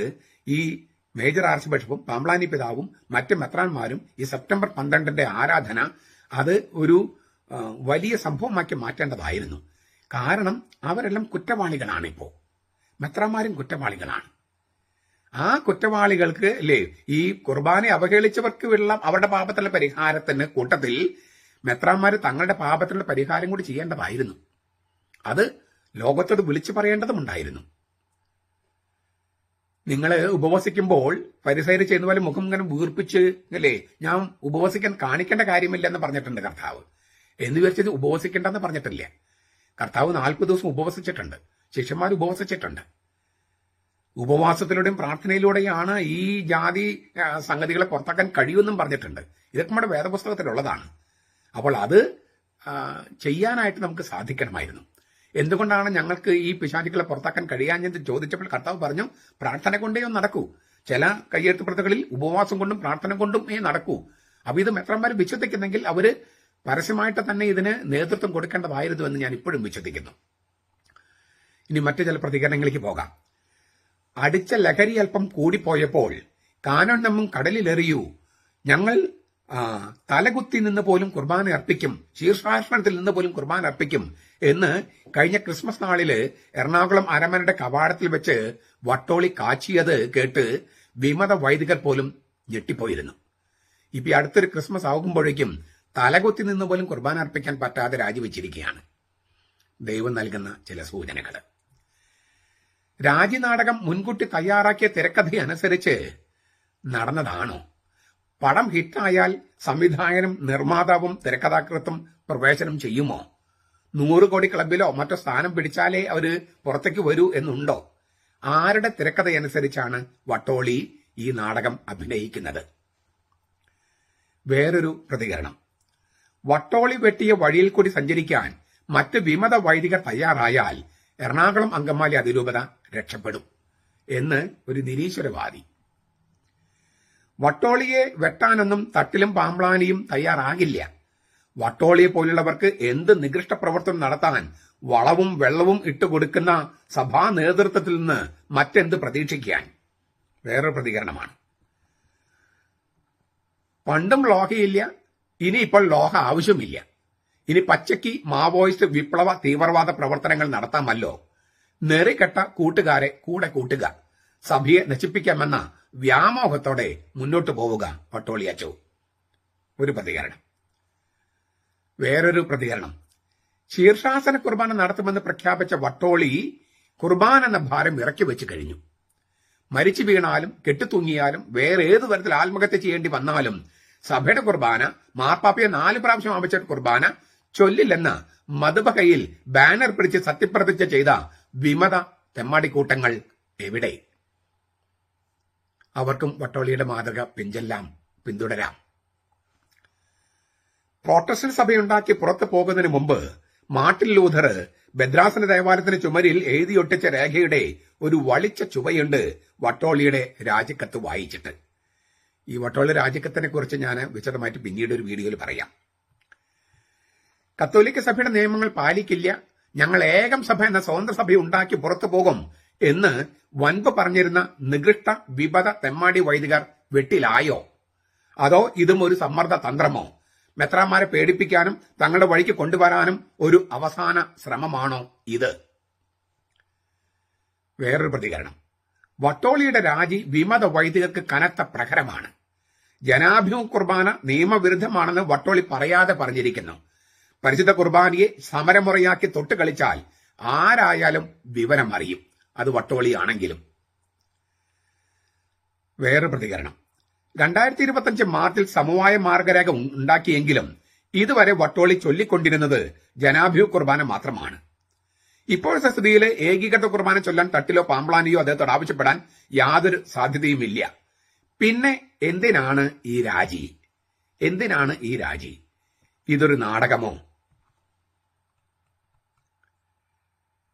മറ്റൊരു പ്രതികരണം. സഭയുടെ ചട്ടക്കൂടിനുള്ളിലും നിയമസംഹിതയ്ക്കുള്ളിലും ഒതുങ്ങാൻ കഴിയാത്തവർ പുറത്തു പോവുകയാണ് നല്ലത്. മറ്റ് വിമത വൈദിക നേതാക്കന്മാരും വട്ടോളിയുടെ മാതൃക പിന്തുടരട്ടെ. വേറൊരു പ്രതികരണം. വട്ടോളിയുടെ ഈ രാജി ഇത് തന്ത്രപരമായ നീക്കമാണ്. ഏകീകൃത കുർബാന ചൊല്ലുക എന്ന ഉത്തരവാദിത്തം നിർവഹിക്കാതിരിക്കുന്നതിനും ജനാഭിമുഖം എന്ന ലിറ്റർജിക്കൽ വേരിയന്റ് അനുവദിച്ചു കിട്ടാനുമുള്ള ഒരു കുതന്ത്രം. ഇനി രാജി കണ്ട് പേടിക്കുക ചില മെത്രാന്മാർ മാത്രമായിരിക്കും. കർത്താവിൽ നിന്ന് സ്ലൈഹ്യ പിന്തുടർച്ചയുണ്ടോ എന്ന് സംശയമുള്ള മെത്രാന്മാർ മാത്രം. വട്ടോളി രാജിവെച്ചിരിക്കുന്നു, എന്നാൽ വൈദിക വൃത്തി ഉപേക്ഷിച്ചിട്ടില്ല. മാത്രമല്ല, ജനാഭിമുഖം ലിറ്റർജിക്കൽ വേരിയന്റ് അനുവദിച്ച് കിട്ടുമ്പോൾ രാജി പിൻവലിക്കും എന്നും പറഞ്ഞിരിക്കുന്നു. പുരോഹിത സ്ഥാനം കൈവിട്ടിട്ടില്ല. അതിനാൽ സീറോ മലബാറിൽ തുടരുകയും ചെയ്യുന്നു. അതിനാൽ അദ്ദേഹത്തിന്റെ നീക്കങ്ങൾ ഇനി വരാനിരിക്കുന്ന നീക്കങ്ങൾ കണ്ടിട്ട് പ്രതികരിക്കുകയായിരിക്കും നല്ലത്. വേറൊരു പ്രതികരണം. വട്ടോളിയുടെ മാതൃക പിഞ്ചെന്ന് എല്ലാ വിമത വൈദിക കോമരങ്ങളും രാജിവെക്കണം. അല്ലെങ്കിൽ സഭയുടെ നിയമങ്ങളും ദൈവശാസ്ത്രവും അംഗീകരിച്ച് മാർപ്പാപ്പയുടെ പരമാധികാരം സ്വീകരിച്ച് ഏകീകൃത കുർബാന ചൊല്ലാൻ തയ്യാറാകണം. കത്തോലിക്ക സഭയ്ക്കെതിരെ പ്രവർത്തിച്ച് വിജയിക്കാമെന്ന വ്യാമോഹം മുന്നേറ്റക്കാരും വിമത വൈദികരും ഉപേക്ഷിക്കണം. ഞാൻ പ്രതികരണങ്ങളുടെ ഒരു വിലയിരുത്തൽ ഇപ്പൊ നടത്തുന്നില്ല. നെല്ലും പതിരും വേർതിരിഞ്ഞു വരട്ടെ, നമുക്ക് അല്പം സമയം കൊടുക്കാം. മാത്രമല്ല, ചില കാര്യങ്ങൾ ആഴത്തിൽ അവതരിപ്പിക്കേണ്ടതുണ്ട്. അതുകൊണ്ട് അടുത്ത ദിവസങ്ങളിലെ വീഡിയോസ് നിങ്ങൾ കാണുക. പ്രത്യേകിച്ചും വട്ടോളിയച്ചന്റെ രാജിക്കത്ത് അത് പല ചർച്ചകൾക്കും വിമതരും ചർച്ച ചെയ്തിട്ടുണ്ട്, മറ്റ് ഘടകങ്ങളും മറ്റാളുകളും ചർച്ച ചെയ്യാൻ സാധ്യതയുണ്ട്. ഞാൻ അതിന്റെ ഒരു വിലയിരുത്തൽ അടുത്ത ദിവസങ്ങളിൽ നൽകാം. അപ്പൊ നമുക്ക് അടുത്ത ദിവസങ്ങളിലെ വീഡിയോസിൽ ഓരോ അദ്ദേഹം ആരോപിച്ചിരിക്കുന്ന പല സംഗതികളുണ്ട്. അതിന്റെ സത്യാവസ്ഥ നമ്മൾ ഒന്ന് അറിയേണ്ടതുണ്ട്. അതിനെ സപ്പോർട്ട് ചെയ്തുകൊണ്ട് ചില വിമത വൈദികര് വട്ടോളിച്ചന് സപ്പോർട്ട് കൊടുത്തുകൊണ്ട് എഴുതിയിട്ടുണ്ട്, ചില എതിർത്തുകൊണ്ട് എഴുതിയിട്ടുണ്ട്. അപ്പൊ ഇതെല്ലാം നമുക്ക് കുറേശ്ശെ പഠിക്കാം. അതിലൂടെ നമ്മുടെ ലിറ്റർജിയുടെ ചരിത്രവും നമ്മുടെ ലിറ്റർജിയുടെ സവിശേഷതകളും മനസ്സിലാക്കാനുള്ള ഒരു വേദി കൂടി ആയിരിക്കും. അതുകൊണ്ട് അടുത്ത ദിവസങ്ങളിൽ വീഡിയോസ് നിങ്ങൾ കാണണമെന്ന് ഞാൻ അഭ്യർത്ഥിക്കുകയാണ്. ആത്യന്തികമായിട്ട് ഒരു കാര്യം ഉറപ്പിക്കാം. ഇത് വട്ടോളിയച്ചന്റെ വട്ടാണെങ്കിലും സമ്മർദ്ദ തന്ത്രമാണെങ്കിലും കുതന്ത്രമാണെങ്കിലും വിമത തെമ്മാടി വൈദികരും മുന്നേറ്റ ഗുണ്ടകളും പിശാചിനെ കൂട്ടുപിടിച്ച് കർത്താവിന്റെ നേരെ മറുതലിക്കുകയാണ്. അത് നമുക്ക് ഉറപ്പിക്കാം. അതിനാൽ പൗലോസ് ലേഖ എഫേസസിൽ സഭയ്ക്ക് നൽകിയ ഉപദേശം ഞാൻ ആവർത്തിക്കുകയാണ്. ഇന്നലെ ഞാൻ പറഞ്ഞിരുന്നു, അതൊന്നും ആവർത്തിക്കുകയാണ്. സകല പ്രാർത്ഥനയാലും യാചനയാലും ഏതു നേരത്തും ആത്മാവിൽ പ്രാർത്ഥിച്ചും അതിനായി ജാഗരണം പാലിച്ചുകൊണ്ടും സകല വിശുദ്ധന്മാർക്കും എനിക്കും വേണ്ടി പ്രാർത്ഥനയിൽ പൂർണ്ണ സ്ഥിരത കാണിക്കുവിൻ. ഞാൻ ചങ്ങല ധരിച്ച് സ്ഥാനപതിയായി സേവിക്കുന്ന സുവിശേഷത്തിന്റെ രഹസ്യം പ്രാഗൽഭ്യത്തോടെ അറിയിക്കാൻ എന്റെ വായ് തുറക്കുമ്പോൾ എനിക്ക് വചനം ലഭിക്കാനും ഞാൻ സംസാരിക്കേണ്ട വിധത്തിൽ അതിൽ ധീരതയോടെ പ്രസംഗിക്കേണ്ടതിനും നിങ്ങൾ എനിക്ക് വേണ്ടി പ്രാർത്ഥിക്കുവിൻ. എഫെസ്യർ ലേഖനം 6:18-20. ഏതു നേരത്തും ആത്മാവിൽ പ്രാർത്ഥിച്ചും അതിനായി ജാഗരണം പാലിച്ചുകൊണ്ടും നിങ്ങൾ സകല വിശുദ്ധർക്കും വേണ്ടി എനിക്കും വേണ്ടി പ്രാർത്ഥനയിൽ പൂർണ്ണ സ്ഥിരത കാണിക്കുക. നമ്മുടെ പോരാട്ടം പൈശാചിക ശക്തികൾക്കെതിരെയാണ്. ഈ വിമത വൈദിക തെമ്മാടി കൂട്ടങ്ങളും അൽമായ മുന്നേറ്റക്കാരും മാർപ്പാപ്പയെ അനുസരിക്കാതിരിക്കുന്നു, മെത്രാൻസിനെ അനുസരിക്കാതിരിക്കുന്നു, അവരോട് ചേർന്ന് നിൽക്കുന്ന ഈ സഭാ നേതൃത്വവും ഇതെല്ലാം ഒരു പൈശാചിക തട്ടിപ്പാണ്. അല്ലെങ്കിൽ അവർ പണ്ടേ ഈ കാര്യങ്ങളിൽ ഒരു തീർച്ച മൂർച്ചയുള്ള തീരുമാനം എടുക്കുകയും അത് നടപ്പാക്കുകയും ചെയ്യുമായിരുന്നു. അപ്പോൾ ഒരു ആത്മീയ പോരാട്ടമാണ് നമ്മൾ നടത്തുന്നത്. നമ്മൾ പുറത്തേക്ക് കാണുമ്പോഴൊക്കെ കുറച്ച് വിമത വൈദികരും കുറച്ച് മുന്നേറ്റക്കാരും അവർ സപ്പോർട്ട് ചെയ്യുന്ന ഏതാനും മെത്രാന്മാരും ഒക്കെയാണ്. പക്ഷെ വാസ്തവത്തിൽ അവർ പിശാചിന്റെ കൈകളിലെ ആയുധമാണ്, പിശാചിന്റെ ഉപകരണമാണ്. അത് നമുക്ക് തിരിച്ചറിയാം. ഈ ആവർത്തിച്ചുള്ള അനുസരണക്കേട്, അതായത് ഒരു മാർപ്പാപ്പ സഭയുടെ പരമാധികാരി 4 പ്രാവശ്യം പറഞ്ഞിട്ടും മെത്രാന്മാർ പോലും അനുസരിക്കുന്നില്ലെങ്കിൽ അവര് കർത്താവിന്റെ സഭയിലെ ശ്ലൈകിക കൂതാശയിലെ ആ ഭാഗഭാഗ്യത്വം പങ്കാളിത്തമുള്ളവരാണെന്ന് വിശ്വസിക്കാൻ നമുക്ക് പ്രയാസമുണ്ട്. എന്ത് ന്യായം പറഞ്ഞിട്ടാണെങ്കിലും നമുക്കത് വിശ്വസിക്കാൻ പ്രയാസമുണ്ട്. അപ്പോൾ പിശാചിന്റെ കയ്യിലെ ഉപകരണമായിട്ടാണ് നമ്മൾ കാണുന്നത്. അതുകൊണ്ട് തന്നെ അവർക്കെതിരെയുള്ളത് ഒരു ആത്മീയ പോരാട്ടമാണ്. ദൈവത്തെ എതിർക്കുന്നതിൽ പിശാചിന് മടുപ്പില്ല. സദാസമയവും അവൻ ദുഷ്ടാത്മാക്കളിലൂടെയും അവന്റെ ഏജന്റുകളെ, അവന്റെ ഉപകരണമായി തീർന്നിരിക്കുന്ന മനുഷ്യരിലൂടെയും ദൈവരാജ്യത്തിനെതിരായി പ്രവർത്തിക്കുകയാണ്. ലൂക്കാസ് 18:1 1 തെസ്സലോനിക്ക 5:17 കർത്താവും പറഞ്ഞിട്ടുണ്ട്, പൗലോസും പറഞ്ഞിട്ടുണ്ട്. അന്ത്യദിനത്തിന് മുമ്പ് ദൈവത്തിന്റെ കുടുംബവും സാത്താന്റെ കുടുംബവും തമ്മിൽ ഒരു സന്ധി ഇല്ല. അന്ത്യദിനത്തിൽ സാത്താന്റെ കുടുംബം പാടെ നശിപ്പിക്കും ദൈവം. അതുവരെ ഈ പോരാട്ടമാണ്. അപ്പോൾ ദൈവരാജ്യത്തെ എതിർക്കുന്നതിൽ പിശാചിന് മടുപ്പില്ലാത്തത് കൊണ്ടാണ് ഈ വിമതരും മുന്നേറ്റക്കാരൊക്കെ ഇങ്ങനെ ചെയ്യുന്നതും അവർക്ക് സപ്പോർട്ട് ചെയ്യേണ്ട കുറച്ച് മെത്രാന്മാർ കൂടെയുള്ളതും. നമുക്ക് ഇവരോടാണ് പോരാടാനുള്ളത്, അതായത് പിശാചിന്റെ കൈകളിലെ ഉപകരണമായിട്ട് വർക്ക് ചെയ്യുന്നവർക്ക്. അപ്പൊ അതുകൊണ്ട് ഈ വട്ടോളിച്ചന്റെ രാജി നമുക്കൊരു ഒരു അടയാളം തന്നിരിക്കുകയാണ്. എന്താണ് അടയാളം? നമ്മൾ ഈ പിശാചുമായുള്ള പോരാട്ടത്തിൽ, ആത്മീയ പോരാട്ടത്തിൽ വിജയിക്കണമെങ്കിൽ സദാസമയവും പ്രാർത്ഥിക്കണം. സദാസമയവും. കത്തോലിക്ക സഭയുടെ മതബോധനം 26, 33, 27, 42. അതുകൊണ്ടാണ് പൗലോസ് പറയുന്നത്, ഏത് നേരത്തും സകല പ്രാർത്ഥനയാലും യാചനയാലും ഏത് നേരത്തും ആത്മാവിൽ പ്രാർത്ഥിച്ചും അതിനായി ജാഗരണം പാലിച്ചുകൊണ്ടും സകല വിശുദ്ധർക്കും വേണ്ടിയും എനിക്ക് വേണ്ടിയും പ്രാർത്ഥനയിൽ പൂർണ്ണ സ്ഥിരത കാണിക്കുകയും. അപ്പൊ നമ്മുടെ പ്രാർത്ഥനകൾ ഫലം കണ്ടു തുടങ്ങുകയാണ്. അതിനൊരു അടയാളമായിട്ട് ഇത് കുതന്ത്രോ തന്ത്രോ തിരക്കഥയോ നാടകമോ എന്തുമാകട്ടെ, നമുക്ക് കർത്താവ് ഒരു അടയാളം തന്നിരിക്കുക. അപ്പൊ നമുക്ക് നമ്മുടെ പ്രാർത്ഥനകൾ മുന്നോട്ട് കൊണ്ടുപോകാം. ഞാൻ എപ്പോഴും പറയാറില്ലേ, നമ്മൾ ദൈവത്തിലാണ് വിശ്വസിക്കുന്നത്. ദൈവത്തിന് ചില ഇടപെടലുകൾ ഉണ്ടാകുമെന്ന് ഞാൻ പറഞ്ഞുകൊണ്ടിരിക്കുകയാണ്. പ്രത്യാശ നമ്മൾ നാണം കെടുത്തില്ല. ദൈവത്തിലാണ് നമ്മൾ പ്രത്യാശ വെക്കുന്നത്. അവന്റെ വാക്ക് പാലിക്കും, അവൻ വാഗ്ദാനം പാലിക്കും. ആരൊക്കെ ദൈവത്തെ എതിർക്കാൻ നിന്നാലും, ഇനി മാർപ്പാപ്പ തൊട്ട് ആരൊക്കെ അവനെ എതിർത്താലും കർത്താവ് തന്റെ വാക്കുകൾ പാലിക്കും. അവന്റെ സഭയെ തകർക്കാനായിട്ട് ആരെയും അവൻ അനുവദിക്കില്ല. പക്ഷെ അവനൊരു സമയമുണ്ട്. ചിലപ്പോൾ തിന്മ ഇത്രത്തോളം എത്തണമെന്ന് ചിലപ്പോൾ ദൈവത്തിനൊരു തീരുമാനം ഉണ്ടാകാം. അല്ലെങ്കിൽ നമ്മുടെ പ്രാർത്ഥനകൾ ഇത്രമാത്രം എത്തണം ഉണ്ടാകാം. അല്ലെങ്കിൽ ചില രക്തസാക്ഷികൾ ഉണ്ടാകാൻ ദൈവത്തിന് തീരുമാനം ഉണ്ടാകാം. അതൊക്കെ ദൈവത്തിൻ്റെതാണ്. പക്ഷേ നമ്മുടെ നന്മയ്ക്ക് വേണ്ടിയുള്ള ദൈവത്തിന്റെ തീരുമാനമാണ്. അതിൽ പ്രത്യാശ അർപ്പിച്ചുകൊണ്ട് നമുക്ക് മുന്നോട്ട് പോവുക. പ്രാർത്ഥനയിലും ജാഗരണത്തിലും തപസ്സിലും ഉപവാസത്തിലും പ്രായശ്ചിത്തത്തിലും നമുക്ക് ഇനിയും മുന്നോട്ട് പോവുക. കർത്താവ് നമുക്ക് വേണ്ടി അത്ഭുതകരമായി വിസ്മയകരമായി ഇടപെടുന്ന ദിവസം അത് വന്നു ചേരട്ടെ. നമ്മുടെ കർത്താവ് ഈശോ മിശിഹായുടെ കൃപയും പിതാവായ ദൈവത്തിന്റെ സ്നേഹവും പരിശുദ്ധാത്മാവിന്റെ സഹവാസവും നാം എല്ലാവരോടും കൂടി ഉണ്ടായിരിക്കട്ടെ, ഇപ്പോഴും എപ്പോഴും എന്നേക്കും. ആമേൻ.